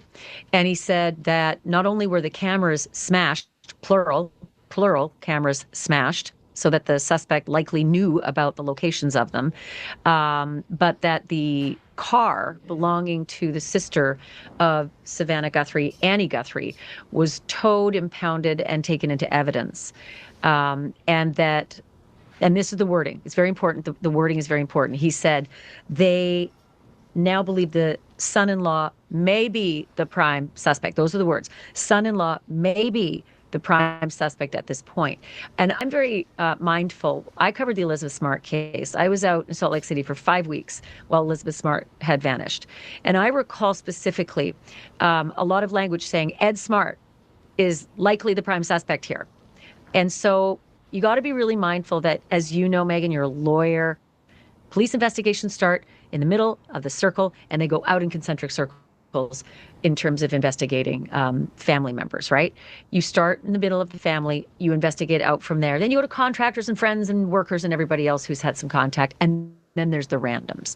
So it is not surprising that someone in the family is being looked at. That language to me was pretty strident, though. It's surprising to me because there was forced entry. And from the beginning, I thought, well, they must have ruled out the family pretty quickly if this is a case of forced entry, because the family wouldn't need to do that. The family would presumably have a key, and if they didn't have a key and they wanted to get in, they just knock on the door and Nancy Guthrie would open it. So this is super interesting. And I had a long conversation with my former colleague, Brian Enton, about this, because Brian identified blood drops at the front door, right? And he's shown the video of it. It's pretty impressive. Yeah. However, my source says the back door is wide open. Back door left wide open. That's what my source said. I had a, Megan, half-hour conversation 2 days ago. I watched it. The sheriff, yeah. And I specifically said, so are you telling me, when you said that she did not walk out of that house on her own, I said, are you telling me that she might have been carried out of that house? And I used the word over the threshold of the front door. And he said, I didn't say front door. But he didn't say no carried. But when he said I didn't say no to the front door, and then, and the next day I'm getting information about the back door, it's pretty safe to say, well, that makes perfect sense. However, why is there blood at the front door? And Brian Enton said he couldn't find the trail continuing past to the walkway that would take you to the driveway. Now it is gravel, a little harder maybe to see any blood, but not impossible. So I'm trying to go. But couldn't they have gotten that. her in the car, Ashley? I mean, like, I'm picturing a scenario where couldn't all those facts be consistent with they came in through the back door, then they got her, then they brought her out the front door after injuring her. Then the blood trail continued just to the driveway. Well, it didn't. Where they then put her in a car. That's the problem. It ended well prior to the driveway? Yeah, the blood trail is just at the front door on those tiles. Then the gravel starts right away, and it's a walkway to the driveway, and it's not close. I mean, it's a bit of a ways. Nancy Guthrie can't walk 50 yards, pardon me. Nancy Guthrie can't walk 50 yards on her own, so she would need assistance. And if you're bleeding and you've been in some sort of a melee, that would be even less. So I was going through the scenarios in my mind. Okay, maybe the front door camera is smashed and the doorbell is rung to get Mrs. Guthrie downstairs, because that would be difficult in the middle of the night. It would get her down those stairs. So the confrontation might happen at the front door, right there at the tiles. There's a struggle. And then because the car is not parked right out front where all that could be visible potentially, maybe the car is around the back, and that's why they go out the back door. And because is that a you're now possibility? struggling, I have no idea. Could a car be I'm parked in the surmising. back? I don't know, because I've been trying to see with drone video whether the car could get out into a darker spot or maybe out of camera view because the smashing has to happen. But I was told that the cameras were smashed, and plural. So if there's a camera in the back, camera in the front, smashed. And then, of course, Brian Enton noticed it and said, asked the sheriff, did you take them? Or do you think the guy or the suspect took them? And the sheriff had a funny answer. He said, yes, I noticed that too. We're looking into it. Yes. So what Brian Enton saw was like the remnants of a Nest camera, not even the Nest camera, right? Like it was clear to him that they had been removed, which is not the same thing as destroyed. The sheriff is saying that they were destroyed right before we got to them. So he made it sound like they were destroyed by the perpetrator here, by the bad guy. Sheriff didn't say on the news conference that the cameras were destroyed. Brian Enton shot that video and asked, the cameras are missing. Did law enforcement take them, or did the perpetrator take them?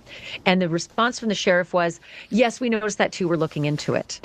And so, look, I can tell you, you know this, Pima County, there's not a lot of crime there. I'm trying to think of the last major thing that happened. I think it was Gabby Giffords being shot there, 15 years ago, 20 years ago? And so I think he's working in real time, and trying to protect his investigation, keep the integrity, and answer real questions he wasn't expecting maybe, and couching, his verbiage as best he can. But he didn't say, oh, we don't know that we took the cameras, or no, there never was a camera there. He said, yes, we noticed that too, and we're investigating that. We've got them. It's your reporting that has added that they were destroyed. And multiple. I don't know the location of the other one. My guessing, and it's just me, would be back door. Yeah, but that's where you put the Nest camera. My source also said, and this is musings, not evidence or information, who takes an 84-year-old woman who can't walk well on her own? It is a burden. It is a troublesome endeavor. It makes you more susceptible to being caught. You now have a problem on your hands. What are you going to do with this person without anybody seeing it? And it stands to reason. It's very unusual for some random burglar to take the person if something happens. It's not a random burglar. No, I agree. So it's either somebody who's kidnapping her and wants money for a ransom, or is kidnapping her as a revenge because they dislike her, or maybe Savannah or another family member, or it could have been a personal murder. Musings again. It could have been a murder that they were then removing the body from the crime scene. That's even worse, because again, now it's on your hands to get rid of the body, and the evidence is now in your car and all the rest. It's not that it hasn't happened. It has. It's more likely that a random person would leave that body in the house and get a clean getaway with no DNA evidence in the car, if that's possible. But the other random musings was that something like this, and again, these are the random musings, this is not evidence. This kind of a crime typically requires a benefit. And like you mentioned, the ransom notes, musings are baloney. that, you don't email a ransom note to TMZ or a local, station. It's not normal. It's not usual. And that time frame as well. Ransom notes usually come pretty quickly. This was 72 hours later. So, and look, I can't wait for that investigation to yield some idiot that thought that they were going to get some Bitcoin out of a tragic situation. It makes me, they're just festering parasites when they do this. I mean, we still don't know, though, whether Savannah Guthrie has received a ransom demand or law enforcement has, because they've been very cagey about the ransom question. The first day he was asked, which was Monday, Sheriff Nanos said, no, I haven't heard anything like that. And he was kind of forthcoming. And then, as you know, yesterday, Tuesday, he was much more tight-lipped. He wasn't as forthcoming with answers. And the question of whether a ransom note had been introduced seemed more ambiguous on day 2 than it did on day 1. It's funny. I'm looking back at my notes from my conversation. I said, has there been and this was the Monday, as you said, has there been any demand for ransom? And he said, we don't know. He said to me, we don't know. Those were the words. However, this came out yesterday. You probably saw it. This was the QR code and the statement from Christianos, the sheriff, saying we are aware of reports circulating about possible ransom notes, parentheses S, right? Note, parentheses S, regarding the investigation into Nancy Guthrie. We're taking all tips and leads very seriously. Anything that comes in goes directly to our detectives who are coordinating with the FBI. We encourage anybody to use this QR code. So I think, and also our friend Harvey Levin at TMZ broke it yesterday. They got the email yesterday. Yeah. So I don't think Harvey had it on Monday, and I would highly doubt that the local TV station had it Monday and didn't report it till Tuesday.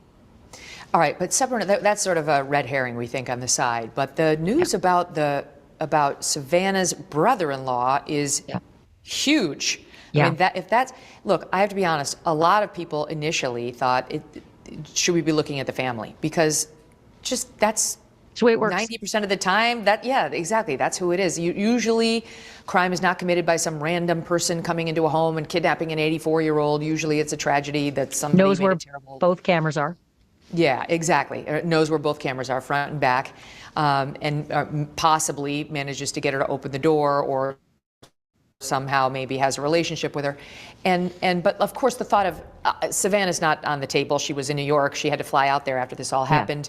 The sister, I mean, like, it just seems beyond Can I ask you a question? possibility that the sister had something to do with it. But now we're talking about the sister's husband. Yeah, you go. Spidey senses, Megan, with all your experience in being a lawyer and being in the media, do you think that they would seize the vehicle of Savannah Guthrie's sister and impound it, tow it, not ask for it, come in, we want to take a look, tow it, impound it? The words that were used are, it is in evidence. If they didn't have a little stronger feeling about this, because that sends a massive message early in the investigation. If you are taking the daughter of the victim's car, and a famous daughter's sister, that was another thing that I'm just putting a lot of pieces together. No, you're right. And the other thing the audience should know, they probably already do know, is you're not some whack reporter. Like, this is your beat. You've been covering crime for 20 years. You're very solid. Your reporting 40. standards. 38, but who's counting? 38 years this year. Reporting for many, many years. But your reporting standards are very high. So you understand very well the gravity of reporting something like this. This is not just some slapdash operation. And you trust this source that told you right now he's the prime. High level. Yeah. High level. Okay. High So no, you're level. right. They wouldn't. And when was it that they seized the car? Why was it they seized the car? When? I don't know the answer to that, but I do know that the FBI, according to Brian Enton, was over at Annie Guthrie's house yesterday for several hours. Is Savannah staying at Annie Guthrie's? I have heard that reporting. Nancy Liu at News Nation reported that Savannah was staying there. And somebody else told me today, I think Savannah's staying there. I don't have that myself. Mm-hmm. I mean, one does wonder why Savannah hasn't said anything. I do, if this were my sibling and my sibling were, I believed, wrongly accused, I might say something. I might come out and say something. Go back 2 days ago. I would never walk in Savannah's shoes. My heart has been absolutely breaking for Savannah in all of this, in so many ways, right from the get-go. Everyone's has. But I don't know that I would say something publicly if this was my mom. I have an 87-year-old mom. This is no. But if your sibling now were offered up, But even before, I'm going to take you in stages. So you give a statement to NBC early saying, we're worried and we're working with law enforcement. Then you give a statement the next day saying, please pray. Again, I don't know that I would make a public statement or come out, but if my mom was missing, I think I would. I think I would be everywhere saying, please, if you've seen anything, help me, help me. If you've seen a car, if you've seen anything, this is where we lived. You would make it such a bigger media event and so many more eyeballs. And crowdsourcing is one of the best ways to solve crimes. This is how Gabby Petito's body was found, for God's sake. So if there were some concerns, I could understand silence, but I can also understand silence out of just utter grief. I'm just picturing if Savannah's at her sister Annie's house yesterday, and Annie's husband is there, Tommaso, and the sheriff shows up, the FBI shows up and seizes his vehicle, like that's an OMG moment. They'd have to have a warrant. They had to go into court and show that there was probable cause to get that warrant. What was in that probable cause affidavit from the law enforcement officer that suggested they had the right to seize his car. We know that, we believe, right, that Annie's car, right, but she's married to him, so it's 6 one way. But was it Annie or was it Tommaso or was it both? Do we know, Ashley, that dropped off the mother, Nancy, on Saturday night? I believe it was a church mahjong event, and they brought her home. So I've heard it both ways. I've heard Annie dropped her off, and then I've heard that Annie and her husband dropped her off. And I've heard that both ways multiple times from the sheriff himself in news conferences too. So it is a little bit unclear, and I don't know if they're unclear. And quite frankly, I don't know if this many-hour meeting over at Annie's house yesterday, where the FBI was there, yielded a conversation. Because most people would say, I think I need a lawyer here. This sounds weird. At least most people should say. Everybody should say. I need a lawyer before I say hello. And that's innocent people. That's to protect the innocent. Let's be really clear. I'm always very mindful. It's not about guilty people trying to cover up, although often it is. But innocent people need to protect the way their words can also be used against them, even when they don't mean it a certain way. I shot the sheriff? Well, just put that in writing. It now says I shot the sheriff. You don't hear the inflection. Yep. So, okay, so we know that they must have gotten a probable cause affidavit to go in there and seize the car, which they did, Annie's car. And now, why do we believe, is it just that from the source that the focus is on Annie's husband, whose name is Tommaso Cioni? I believe he's a native from Italy. He's Italian born, and he's 50 years old, but he's been married to Savannah's sister for, I guess, quite some time. He's 50 years old. He's from Tucson now. I mean, he's been living in Tucson. Do we know anything more about him? Let me tell you about this strange thing that we found. He's got a bio that appears on a website for the Taparulan Cultural Association. That's a nonprofit based in Cremona, Italy. It's focused on promoting contemporary artists. It's started in 2004. And this is what he quotes in his bio on that website. I was born in San Giovanni Valdarno on June 18, 1975. Since 2006, I have lived in Tucson, Arizona. I write when I have the chance. I study lizards. I play the electric bass. I make homemade pasta. LinkedIn has him as a teacher at Basis Oro Valley School from 2007 to today. They say he's a primary instructor for 6th grade science and AP biology.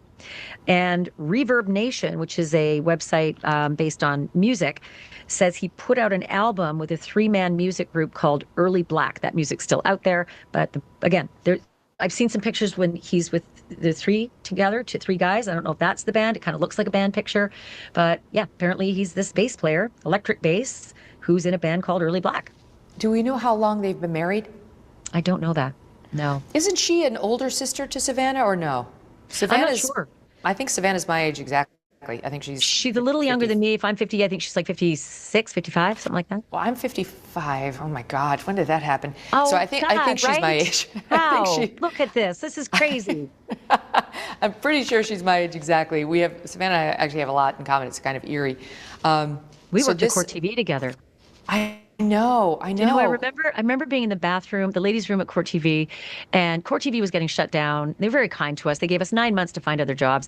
And Savannah got a contact over at NBC, and I said, well, you got to call my friend so-and-so, and you're getting that job. You're getting that job, girl. And then she said to me later, I got the interview and I got the job. I'm going to work at MSNBC. And I said, oh no, you're going to host the Today Show. Mark my word. And we always talk about that. Whenever I talk to her, I'm like, yeah, don't ever question me again, sister, especially in the ladies' room. Well, it's funny because I'm down here in D.C. today to interview the vice president. They allowed us to do our second hour from his ceremonial office here. It's beautiful. But nice. When I first met Savannah Guthrie, it was at the Supreme Court because she was doing high court coverage for NBC and I was doing it for Fox, or she was at MS at the time. And now, all these years later, it's very strange. I was just back down here covering the Supreme Court for the big argument on boys and girls sports 2 weeks ago, and here I am covering this terrible tragedy for her. And it's like, at this point, Ashley, it's like, I don't know if there can be a good outcome. If they can find Nancy Guthrie and she's fine, that's it. And by the way, we do have a soundbite on that. The sheriff says he's holding out hope that could still happen. This is played on the Today Show this morning. Here's SOT 0. This morning, the desperate search for 84-year-old Nancy Guthrie now entering its 4th day, with the Pima County Sheriff saying he's holding out hope Savannah's mom is alive. We have nothing else to go on but the belief that she is here. She's present, she's alive, and we want to save her. NBC News is aware of 2 reports of ransom notes sent to news organizations that reference Nancy Guthrie. NBC News has not seen those notes, and so far, no law enforcement agency has substantiated them. The Pima County Sheriff's Office saying it's also aware of the reports, adding, we are taking all tips and leads very seriously.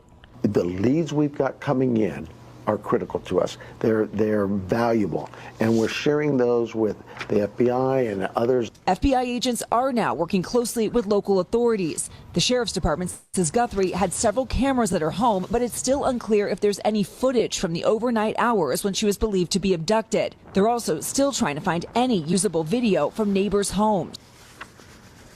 From any usable video from neighbors' homes. And he seemed to speak to Sheriff Chris Nanos whether they did find any usable video from Nancy's home or elsewhere. In a way, again, that was cryptic. He's not the most clear on his communications. This is CBS Morning. Watch this here in SOT 3. The sheriff also says surveillance video from Guthrie's home has led them nowhere so far. None of the camera images have revealed to us anything of substantive nature. No. Really? Anything? No, it only goes so far back. And so we're giving it to those camera makers and saying, can you do something more with this? I think I know what you mean. What does that mean? Yeah, please tell me. So, and I'm not a tech guru, but I know about Nest cams, and my source said they were Nest specifically. Said they were smashed and said they were Nest. And so my conversation on Monday with Sheriff Nanos was that they are working with the tech companies to get what's in the cloud, but that there were warrant issues and it was taking a long time and he was very frustrated working with the companies. He thought he'd have it sooner. And by Monday night, he was annoyed that he didn't have it. Yesterday in the news conference, he seemed still to be frustrated waiting on these images. And I believe that's because perhaps the device itself may hold maybe just the last hour. And they're looking for the history. And for that, maybe the family doesn't have the password, whatever it is to get in. That's my guess. But the fact that they know they're smashed would at least give you the last image of it being smashed. That doesn't mean it was smashed from the front. Maybe someone came in the back door and smashed that front camera from inside. So then you don't see who's doing it. Or they were completely draped in black, because everybody knows porch pirates know to drape themselves now because of cameras that can catch you coming up to them. Smashing them doesn't reverse what you've already seen. That's what I was thinking about that. But the other thing that I think is super key, and my source said to me specifically, 2 a.m. is the focus. And that's because of the pacemaker separation.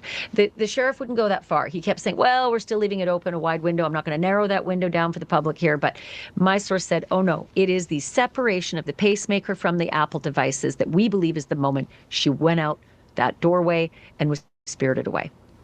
Yes, I mean, I think the rest of us had gleaned that, even though the sheriff wouldn't say it explicitly, but now your source is saying yes. And so can you just reiterate, was there any sort of caution given to you about saying Savannah's brother-in-law is or may be the prime suspect? Like, is that as good as saying, yeah, as Savannah may be, I may be, you may be? I mean, what's the worth of it? I want to tell you one other thing he told me, because there were some reports that were pulled back. Somebody reported, I think on Monday, that Mrs. Guthrie was dragged from her bed. And the sheriff came out sheriff and said that. The sheriff said that. I listened to an interview when he said literally. Yeah. And he said, I didn't mean to be literally. And then he walked back that. And I couldn't get him to pinpoint an epicenter of the crime scene. Is it in the bedroom? Is it in the living room? Is it in the kitchen? Is it the front door? I couldn't get him to pinpoint that. He also wouldn't, on Monday when I did the interview, he would not confirm there was blood inside the house, but my source has confirmed there was blood inside the house. Brian Enton has confirmed that there's outside. My source said outside as well, but we saw the pictures. So there's blood inside the house and there's blood outside the house. And I want to be so careful with this, because on my podcast, I said it over and over. Watch yourself. This is the language that's used. Son-in-law may be prime suspect now, meaning that's where the focus is going. This is where they're thinking, but is he going to be named? Is he going to be released? Is he going to be arrested? He did not go that far. But he said, without question, when he towed the daughter's car, impounded it, put it in evidence, son-in-law may be prime suspect now. And that's the language. Did he say anything about, do we know if this man has a criminal history or anything about, why? Was there any color as to why? No, the only color I surmise is because they've gone to the point where they've towed the vehicle of somebody very prominent or connected to somebody very prominent in a very prominent, widely viewed case. I think I'm trying to figure out, look, yes, you got to get a warrant if you're going to tow it against their will. Would they have agreed? Would they have said, sure, my God, take the car. Of course, we have nothing to hide. And they just towed it rather than having the integrity of it messed up with someone driving it, Yes, I guess. I mean, that is certainly what you would do, but it's been impounded too. Into so it's not evidence. That's different. Yeah, it's not great. Okay, last question, Ashley. The sheriff, Chris Nanos, the one that we've been discussing, actually issued a statement, apparently in response to your news, that reads as follows. At this point, investigators have not identified a suspect or person of interest in this case. Detectives continue to speak with anyone who may have had contact with Mrs. Guthrie. Detectives are working closely with the Guthrie family. While we appreciate the public's concern, the sharing of unverified accusations or false information is irresponsible and does not assist the investigation. No suspect or person of interest has been identified at this time, which is not exactly a denial of what you reported, but seems aimed at you. Your thoughts on it? That I've had it happen a million times, and they don't want to release that publicly at this point. They're not naming him publicly at this point. That's how I look at that. Listen, I said very carefully, may be prime suspect at this point. I did not say they've got their suspect at this time. That's not what my source said. Source says that he may be the prime suspect at this time. And I understand that. I understand that they're doing their work, and they want to probably keep him talking. You know how it works. The minute somebody stops talking and they get a lawyer, it's harder. The work is a little bit harder. But it is odd as well, and I know you probably picked up on this. The answer to the question, is there danger to the community? I remember that with Koberger. No, nothing out there, nothing to see here. Well, yes, there was. A maniacal, random murderer who slaughtered 4 children using a knife, K-bar knife, was out there for over 5-6 weeks.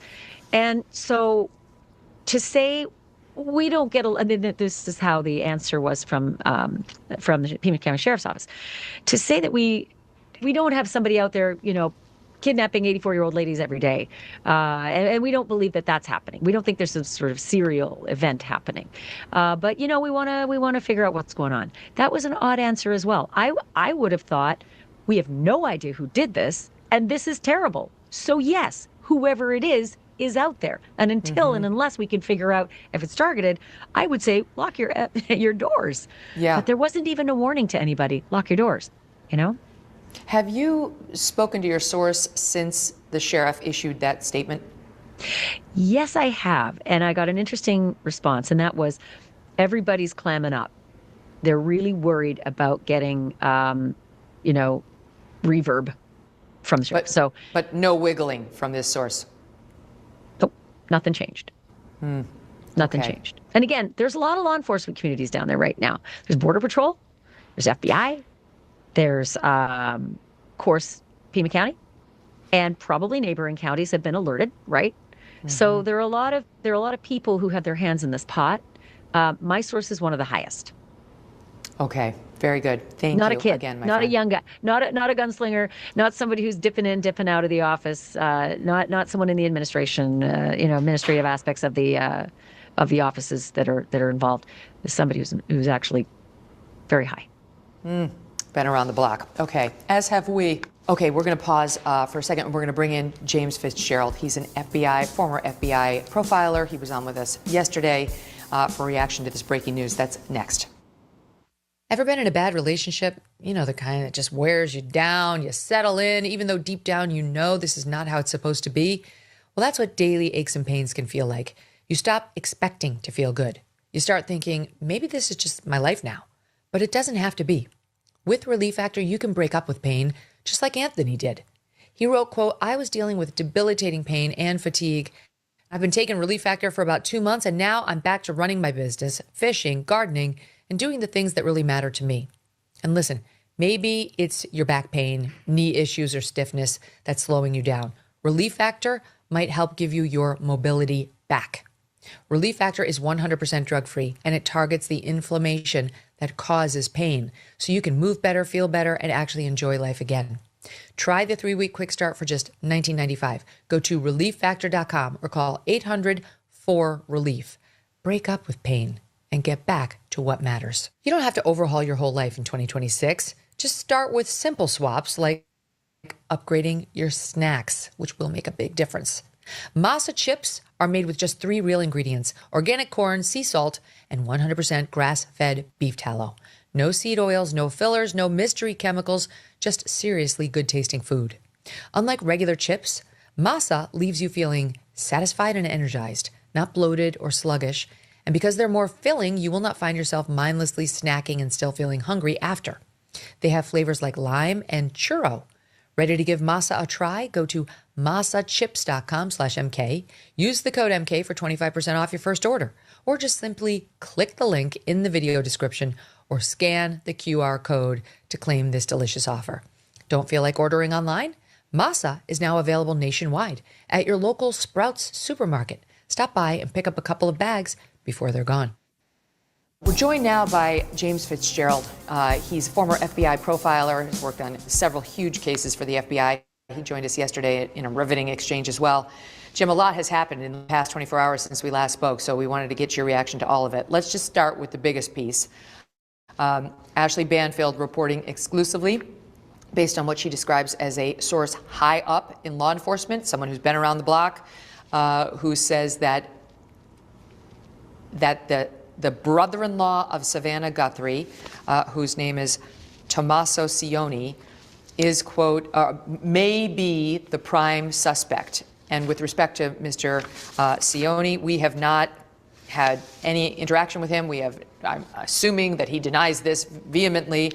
We haven't heard from the family at all, and he's not been expressly accused as being the suspect, but may be the prime suspect was the wording that Ashley Banfield's law enforcement source gave her. And on top of that, law enforcement sources told Ashley Banfield that police have now towed and impounded the vehicle belonging to his wife, Annie Guthrie, who is Savannah's sister and the missing woman, Nancy Guthrie's daughter. Banfield went on to report that there was some connection to Annie Guthrie's car and to the son-in-law. So that's, again, take it for what it's worth, because it's one reporter with one law enforcement source, unconfirmed and unresponded to by the actual target of the report. The sheriff's office has come out, just to reiterate to the audience, and tried to dismiss the report somewhat. There was an express denial, but they did say there is no suspect or person of interest who's been identified at this time. Yeah, that's it. We have not identified a suspect or a person of interest. We continue to speak with anyone who may have had contact with Ms. Guthrie, and we're working daily. We appreciate public's concern, but sharing of unverified accusations or false information is irresponsible.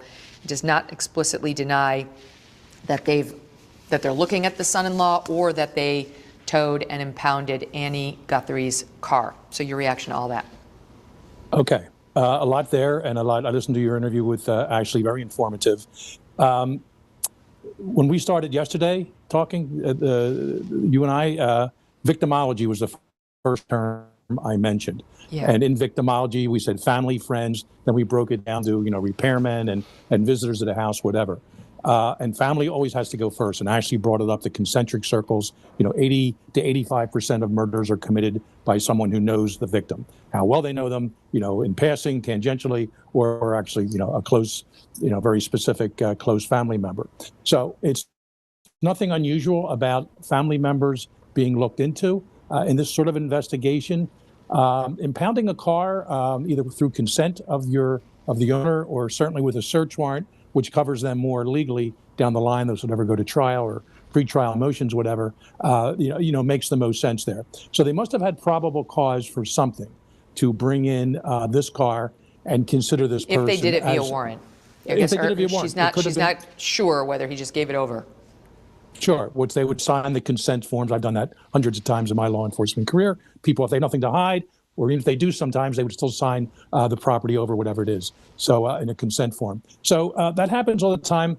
And I'm a linguist too. We can talk about that a little bit later with maybe these alleged ransom letters. But yeah, we definitely want to get to that. Interesting qualifier that the word may, M-A-Y, may be a prime suspect.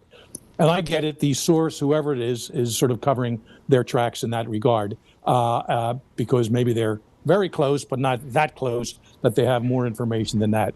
But again, quite frankly, looking at an immediate family member would not be that unusual. Now, why they were perhaps interviewing one or more family members, the sister, the brother-in-law, perhaps they were also running cell phone tower checks, and they see some activity late, 2 in the morning, Sunday morning. So and let me ask could you have been that. part of the probable cause. Exactly. This is where I want to go with it, because forget Ashley's report for a second.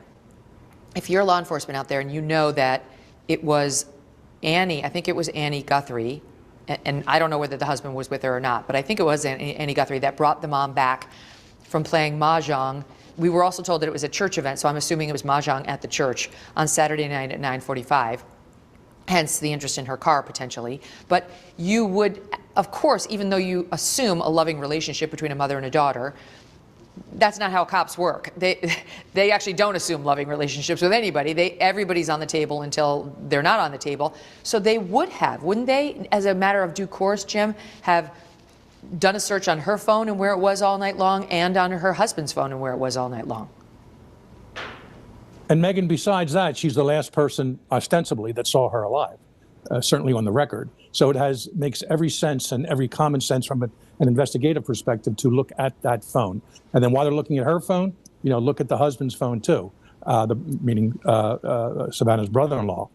And that makes perfect sense. And maybe something came up investigatively, calls, incoming, outgoing, maybe text messages, but if nothing else, just the pings on the local towers that said, hey, this car was here.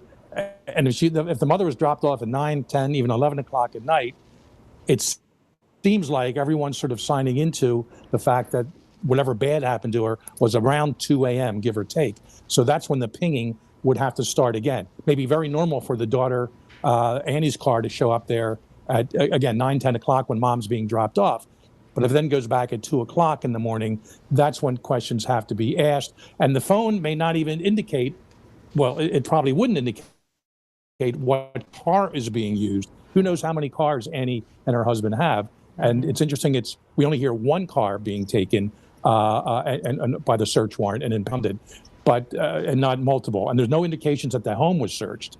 So perhaps the police just going one step at a time, stick with the obvious thing. Maybe they know the car was the one that's the one that was out at 2 a.m. And that's why they're looking to search it for, a little graphic here, but obviously blood, tissue, anything that could be found and connected to Mrs. Guthrie. Of course, they would say to everyone who had had interactions with Nancy within the hours leading up to her disappearance, you tell me, but I think as soon as they sat down with Annie and Tommaso the next day, they would have said, can we have your phones? Wouldn't they, Jim? I mean, isn't that standard course? Can we have your phones? Like, just to rule you out. Well, two things, yeah. For exclusionary purposes, of course, ask for the phones. But I hope when the early interviews were done, and you don't know yet, But I hope they separated husband and wife and did separate interviews. And that way you could find out any kind of conflicting stories there. We don't know. I mean, everyone was probably crying, upset. The police go in there, and who knows, they may just interviewed people on a couch, and Annie and her husband were there at the same time. I'm hoping at some point we have separate interviews, and they can actually break down and really get into the weeds about who was where, when. And of course, that is if they haven't lawyered up yet.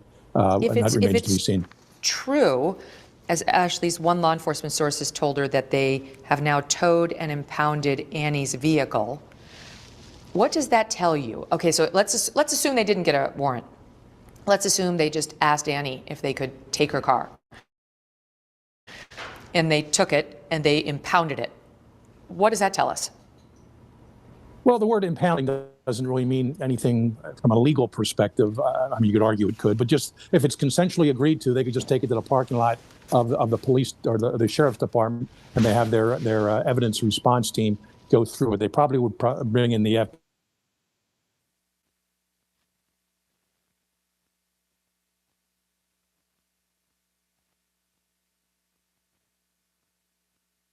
Dabrand dog. We talked about that a little bit yesterday, Megan. So they're doing all kinds of forensic searches. They have, material they spray. They have, laser lights and all this stuff to look for, we'll just say, remnants of someone being in there against their will. I'm thinking in the trunk or the back seat, not just riding in the passenger seat. The mother may have very well been in that car. So her DNA in that car in and of itself, touch DNA. I think we know she was in it. Of right? course, yes. When Annie dropped her off. Now, that would be the front seat or maybe the back seat. Was she in the trunk? Was she in some other part of the SUV? I don't even know what kind of car it is, that you wouldn't have an 84-year-old person riding in. And that's what they'd be looking for, some of this very specific Well, of course, we forensic know that she was bleeding. We know that from the blood spatter. But before I get to that, is there any reason, if they didn't suspect Annie or her husband, I haven't heard that they suspect Annie, if they didn't suspect her spouse, Tommaso, is there any reason they would take that car? Like, why would they take that car, Jim? I'm trying to find like a benign explanation for why they would, again, reportedly, according to one law enforcement source, take their car. And it wasn't denied in that sheriff's statement. Investigatively, they're trying to cover every possible lead, every possible potential they can. And they certainly want to make sure it's not damaged or somehow, cleaned out or something else done with the car that could cover up evidence. So someone came up with the idea. And again, I'm listening to the denials that you related from the sheriff's spokesperson, and that, no prime suspect, no one is a person of interest. But they felt, let's cover all our tracks here. Let's get the only car that we knew, at least that Saturday night, before midnight, that the mother was in. Let's go in there and see it. On the grand scheme of things, Megan, I don't think it's all that unusual. This car would be taken. I don't want to jump the gun here and right away point the finger at Tommaso. Yeah. We've all been down the path before of cases like this, and well, this guy looks really good, but it turned out not to be that person. So, and I'll respect Ashley's source. I'm never a big fan of sources. I was never one while in the FBI, but that's another story. So, and I know I'm familiar with cases I worked, including the anthrax case, where a high up source got things really wrong. And that didn't actually help the case when Chief Moose was not supposed to release the information from the tarot card.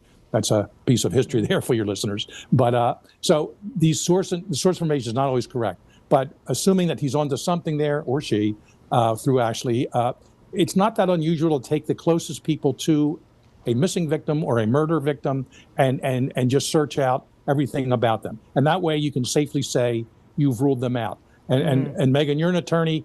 I can see the investigator, the detective in court 2 years from now. Well, did you ever even consider searching the car of the brother-in-law, and the sister? And they say, no, they didn't. Yeah. Well, in front of a jury, that can create a whole sort of exculpatory sort of situation. So they're covering all their tracks here. They may have 100% grounds for doing this, or it may also be sort of an exclusionary thing. Let's get it out there. Exactly. So it's possible they just took that car to say we tracked down every lead, and it's possible this guy, this law enforcement officer, as you point out, we don't know if it's a guy or gal, saying the brother maybe the brother-in-law may be the prime suspect. Could just be him speculating. This is on the opposite side of the ledger. We should do both because we have no idea whether this is going to bear out or not. And we don't want to wrongly condemn this man, nor does Ashley Banfield, by the way. But she's a very solid reporter. So we're following the investigation step by step. I'll just end this part, or I'll go on as long as you want. But I would actually say at this point, the investigators would be remiss if they did not take that car and do a thorough search of it. Turn it back and say, hey, we found nothing in there, and go from there. That doesn't mean they won't find anything. I don't know. You and I are on the outside. So is Ashley technically. Oh, she's talking to someone on the inside. So we don't know, but I feel that's a very logical investigative step for them to take, including the phones, as you said earlier, and say, folks, this is very routine. You have no problem with this, right? There's some other cases. I know the John Benet Ramsey case, the parents, fought tooth and nail. And we don't have to get into all that, but there are some parents or some family members that don't want to give up information, or they fight it for months, interviews, things like that, and you wonder why. Well, this would have been so strange. I mean, I just can't imagine that Annie and Tommaso would have said anything other than, please take our phones and look at them, even if there was something to hide in this, whatever scenario. Because they called the cops at noon on Sunday.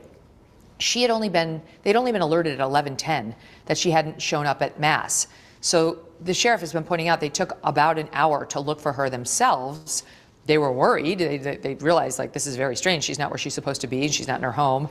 But my point is, the sheriff then shows up at noon, and, at some point during the day when they realized they actually had a missing person, he might have said to them, can I see your phones? He might not have. He might have just been treating them as just complete victims.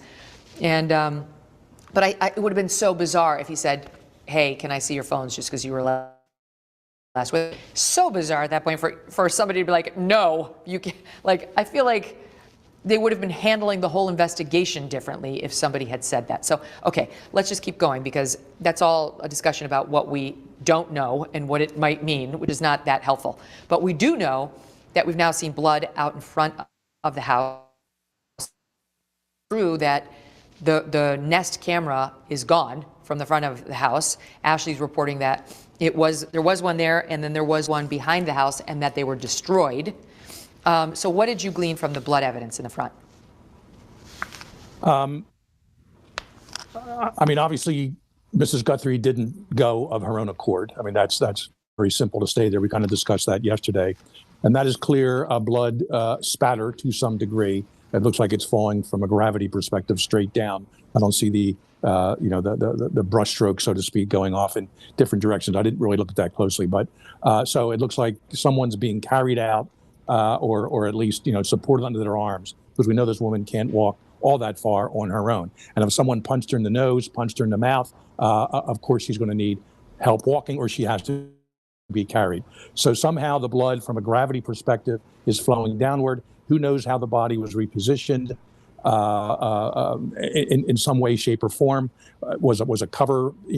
Did the person have whatever, paper towels, whatever, put it over mouth or nose to make sure the blood hopefully wouldn't get in the car? They probably didn't care about it on the street or the driveway, whatever that is, the pavement, but they probably didn't want it in the car. Now the odds are it's still wound up there anyway. There's going to be trace evidence. If Mrs. Guthrie was put in the car, there's going to be trace evidence of her, certainly what she was wearing, et cetera. So without seeing more of a longitudinal from inside the house to outside, the exact length and breadth of the blood droppings, I'm not sure what else to make, although the body just could have been repositioned where the blood came down more on top of Mrs. Guthrie, whatever she's wearing, and for the moments from wherever it stopped at the front door into the car, we have an absence of it. And it could be a logical explanation having to do with physics and gravity. Yeah, you raise a good point about how it's blood droplets. There's not a smearing of it, and there's a significant amount, but it could be from a nosebleed. That to me didn't look like somebody had been shot in the femoral artery, right? It wasn't that level of blood. No, and it doesn't look like arterial bleeding but someone had to slap this, and I hate to get as graphic as it, but probably to control her, she may have started yelling, screaming, who knows. Well, we discussed yesterday, did someone ring the bell, knock on the door? Did they have a key to the door? This brings in the family situation.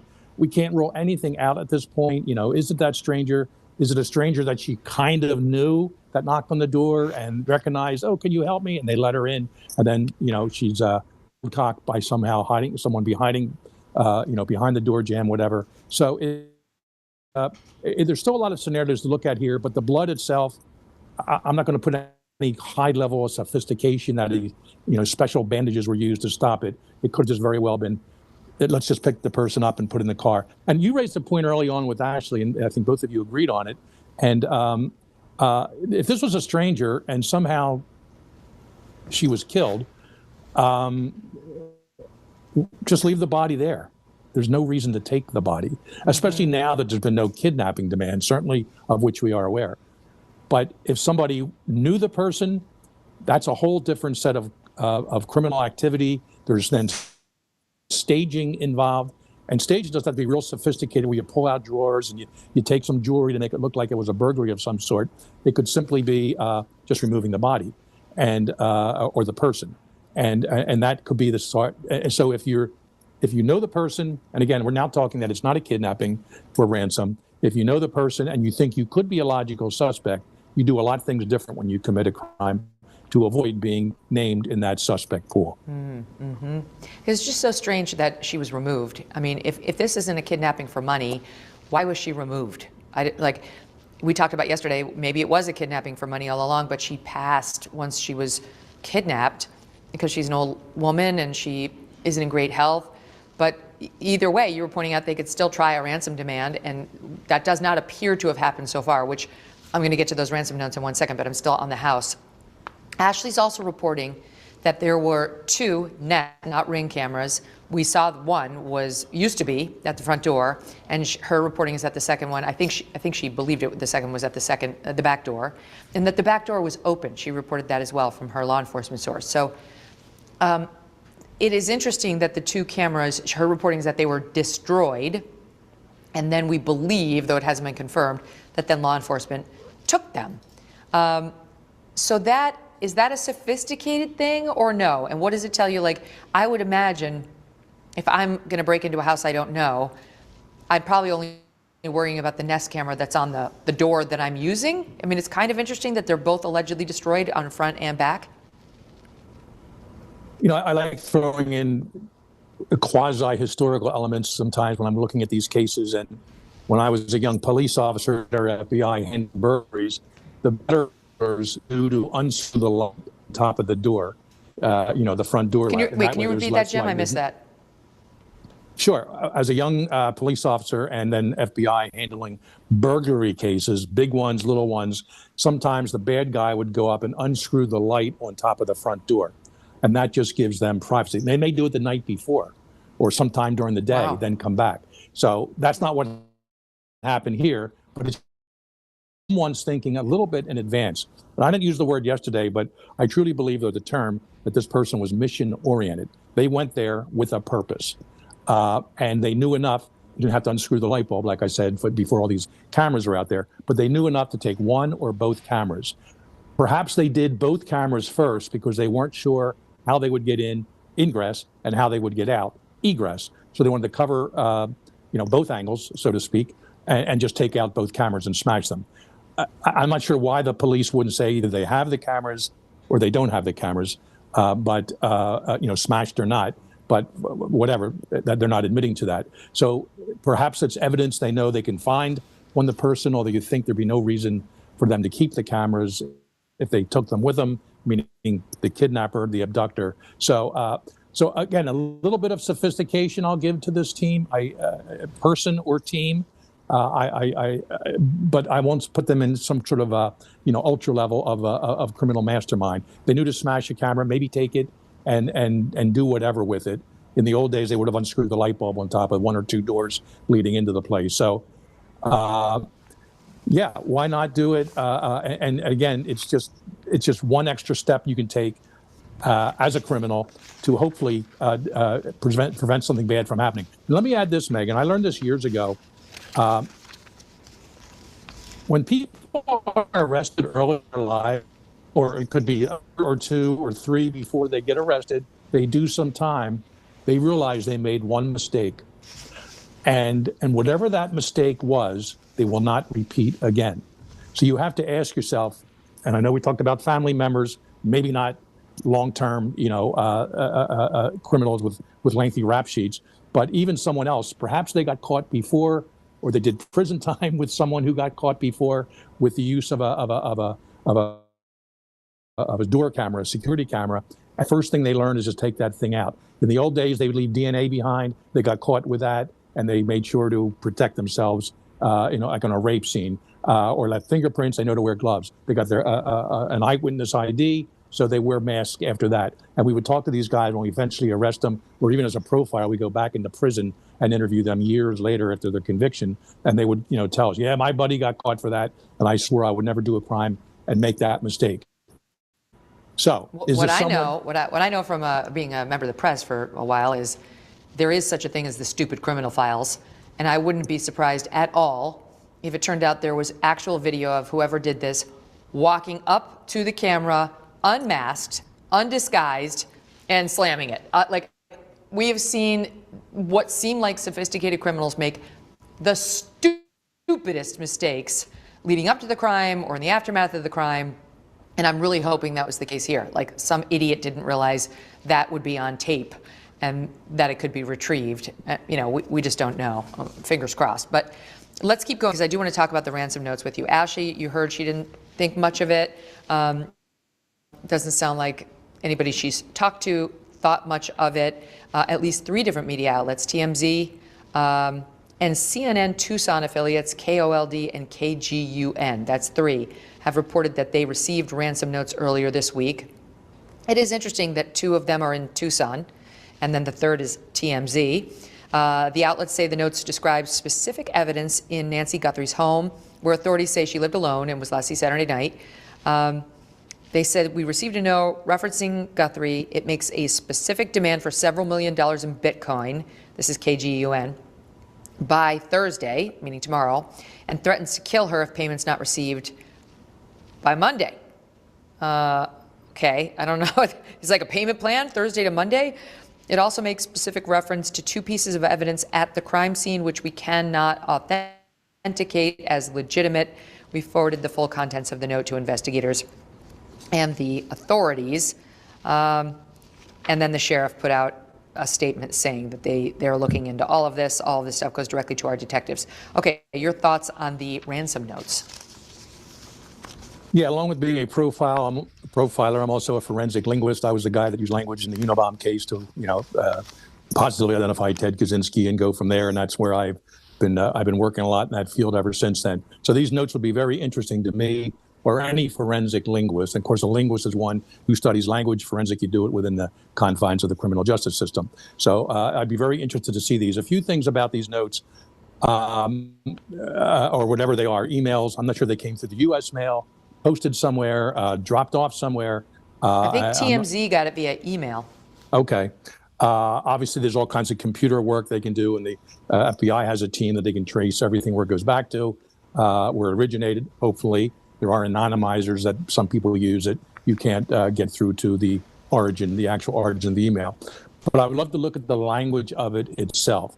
And I would like to see if the language is similar, then we'll say the kidnappers sent them to the same multiple sources just to make sure someone got it and they saw it. If they're different, if it's different language usages, I don't mean they'd be English, no doubt, but if they're different content, different stylistic features, then we know one of them is fake, or at least 2 of them, and the other one is similar, or it could be conceivably the real deal. So we would see if people are just on their own doing this. And the Daniel Pearl case, I was asked to. There was one email that came in with his pictures. Of course, he was the Wall Street Journal journalist in Pakistan in 2002 with the pictures of the gun to his head and all. And that was published in the media, that email, that sort of abduction email. And I was the one asked to rule out all these copycat emails. There were dozens of them. And we said the only authentic one is the one with Daniel Pearl's pictures hooked to them. So I've done that in other cases too. So the Bureau or someone hopefully has a forensic linguist looking at these documents, first of all, to compare them to themselves and see if they're written by the same person. Then secondly, the information contained therein, how authentic is it? Are they accurately describing the inside of the home? Are they accurately describing perhaps what Mrs. Guthrie was wearing? And these are all factors that would then serve to authenticate the letters themselves. But you just don't know in this particular case how often these letters are legitimate, because How it's are such they a going to figure that high-profile out? case. How are they going to figure that out, Jim? It's like, I know Bitcoin is a red flag, but that's, what else would the kidnapper ask for? Bitcoin actually can't be traced. It's as good as anything else. I mean, if I were going to kidnap somebody, I suppose I'd consider a Bitcoin payment, because truly, it's like once we've done series on fraud, and it's often the method of choice, because once you put like 10 grand into that Bitcoin machine, it's gone forever and it's not traceable. So I don't know, a fraudster writing a fake note could be asking for Bitcoin, and the real kidnapper could also be asking for Bitcoin. So how do they figure out whether this is real? Well, first of all, they'd want to ask for proof of life. I think we discussed that yesterday. Send some kind of a picture, a video that hopefully can be determined not to be AI. And I would suggest no one in the family, I can't tell them what to do, but you would need some proof that she is alive. And of course, the kidnappers, and again, we're going down this kidnapping route.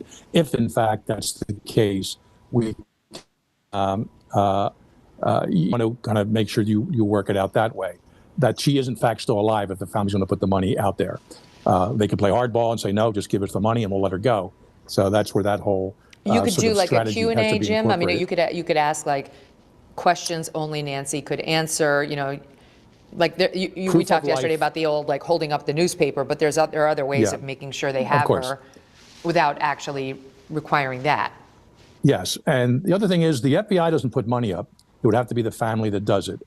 We're going to assume Savannah has the means to put up some money, or the family somewhere does if need be. That's interesting. But and I won't Wait, go any can I- further than that. That actually reminds me, And- the reward that they said they're posting right now is $2,500, which, what's that about? Obviously, I'm sure Savannah would give any amount of money if she actually believed it would lead to the return of Nancy. So there must be a reason why she's not saying it's a $5 million reward.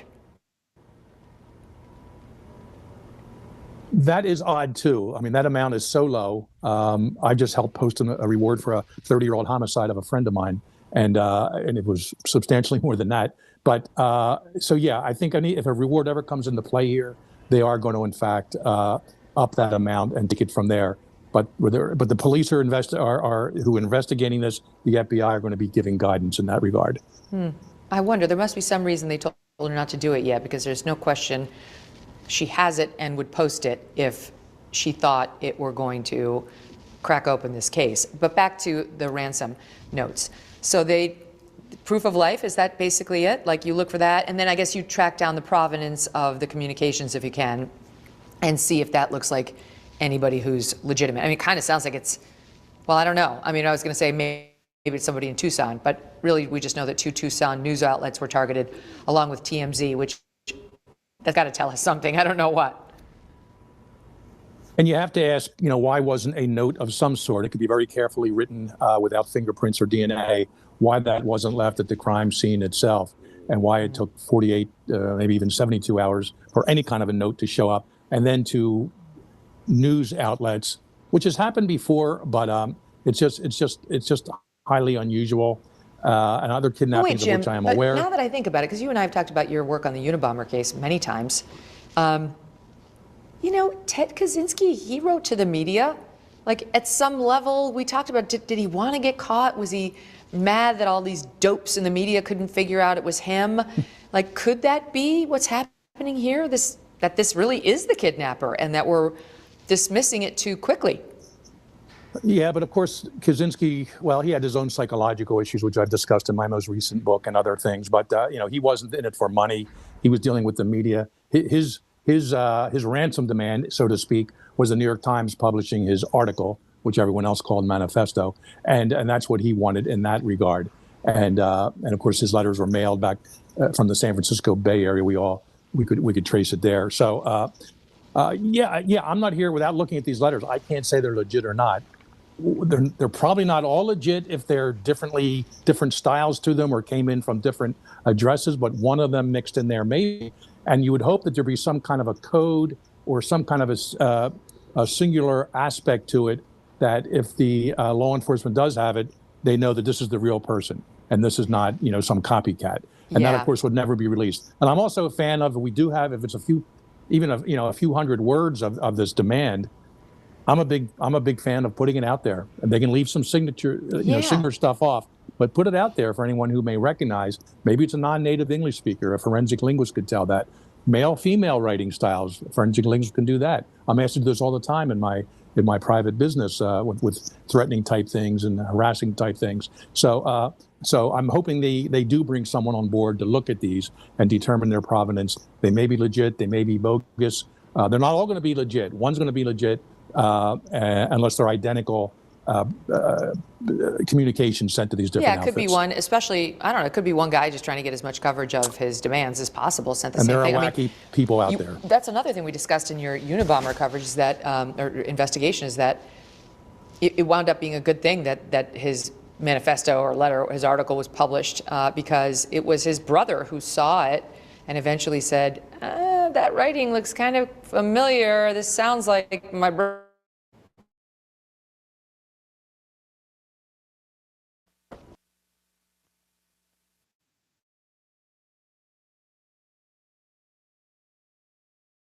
To me, it seems odd because if I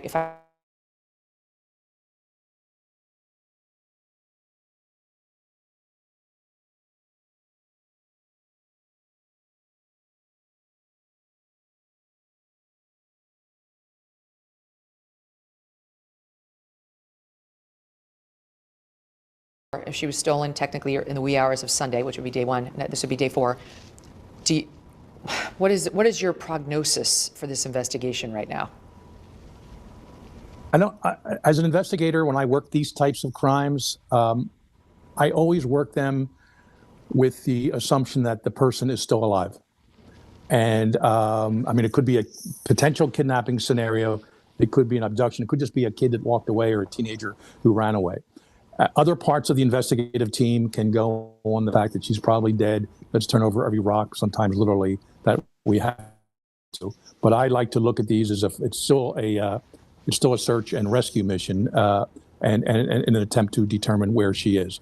And I would be very careful if I was the one doing the public speaking, which I've done in the past in certain cases, or if I'm advising the people going in front of the cameras to be careful what they say.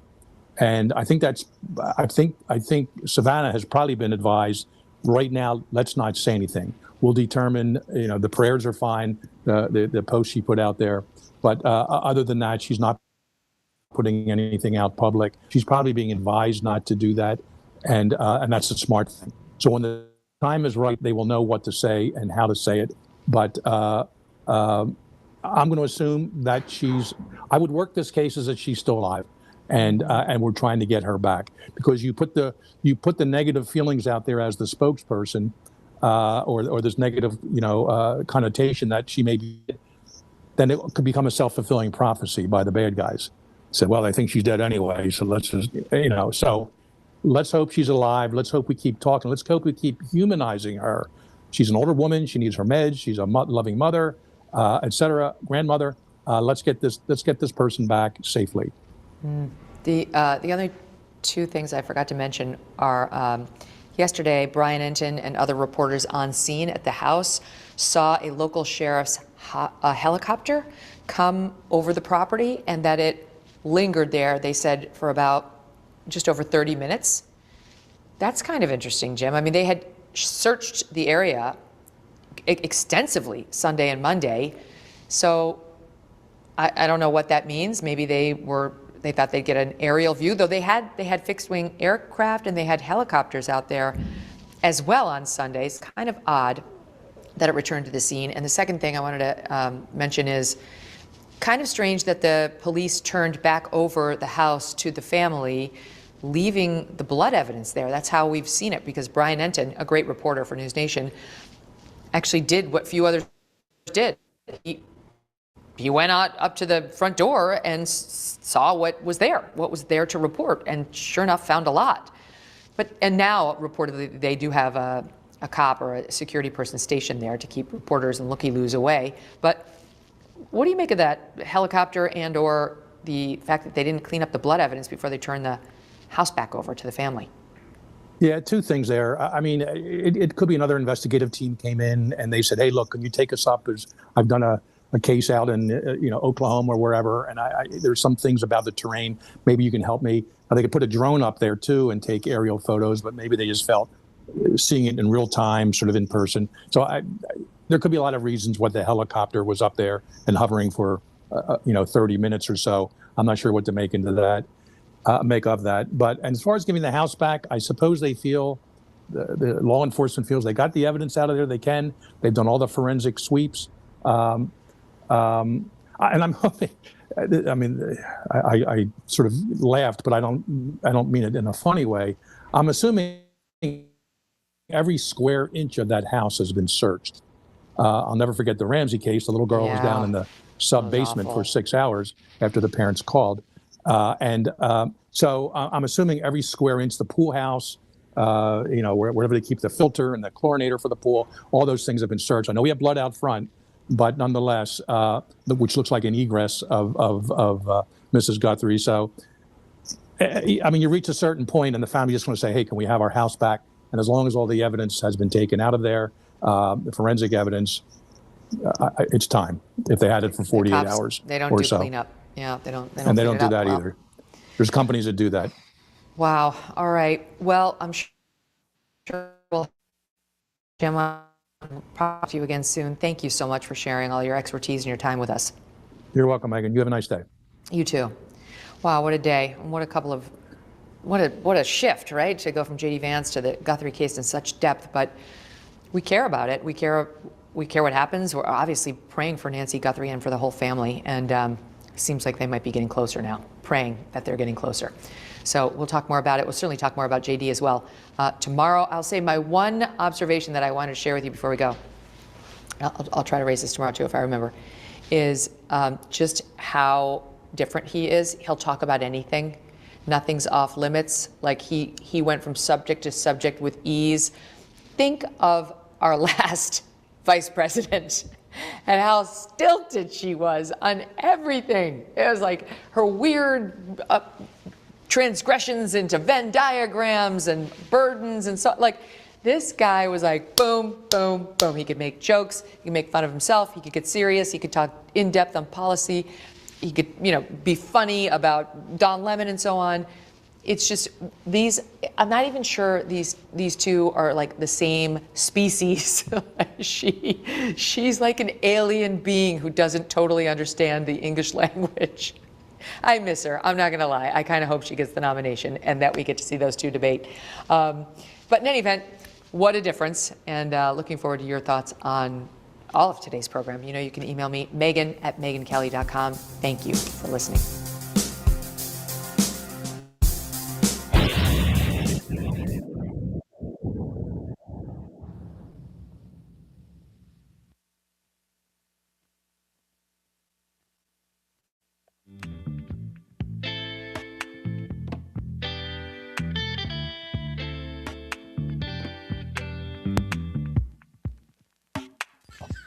And that's all she wrote.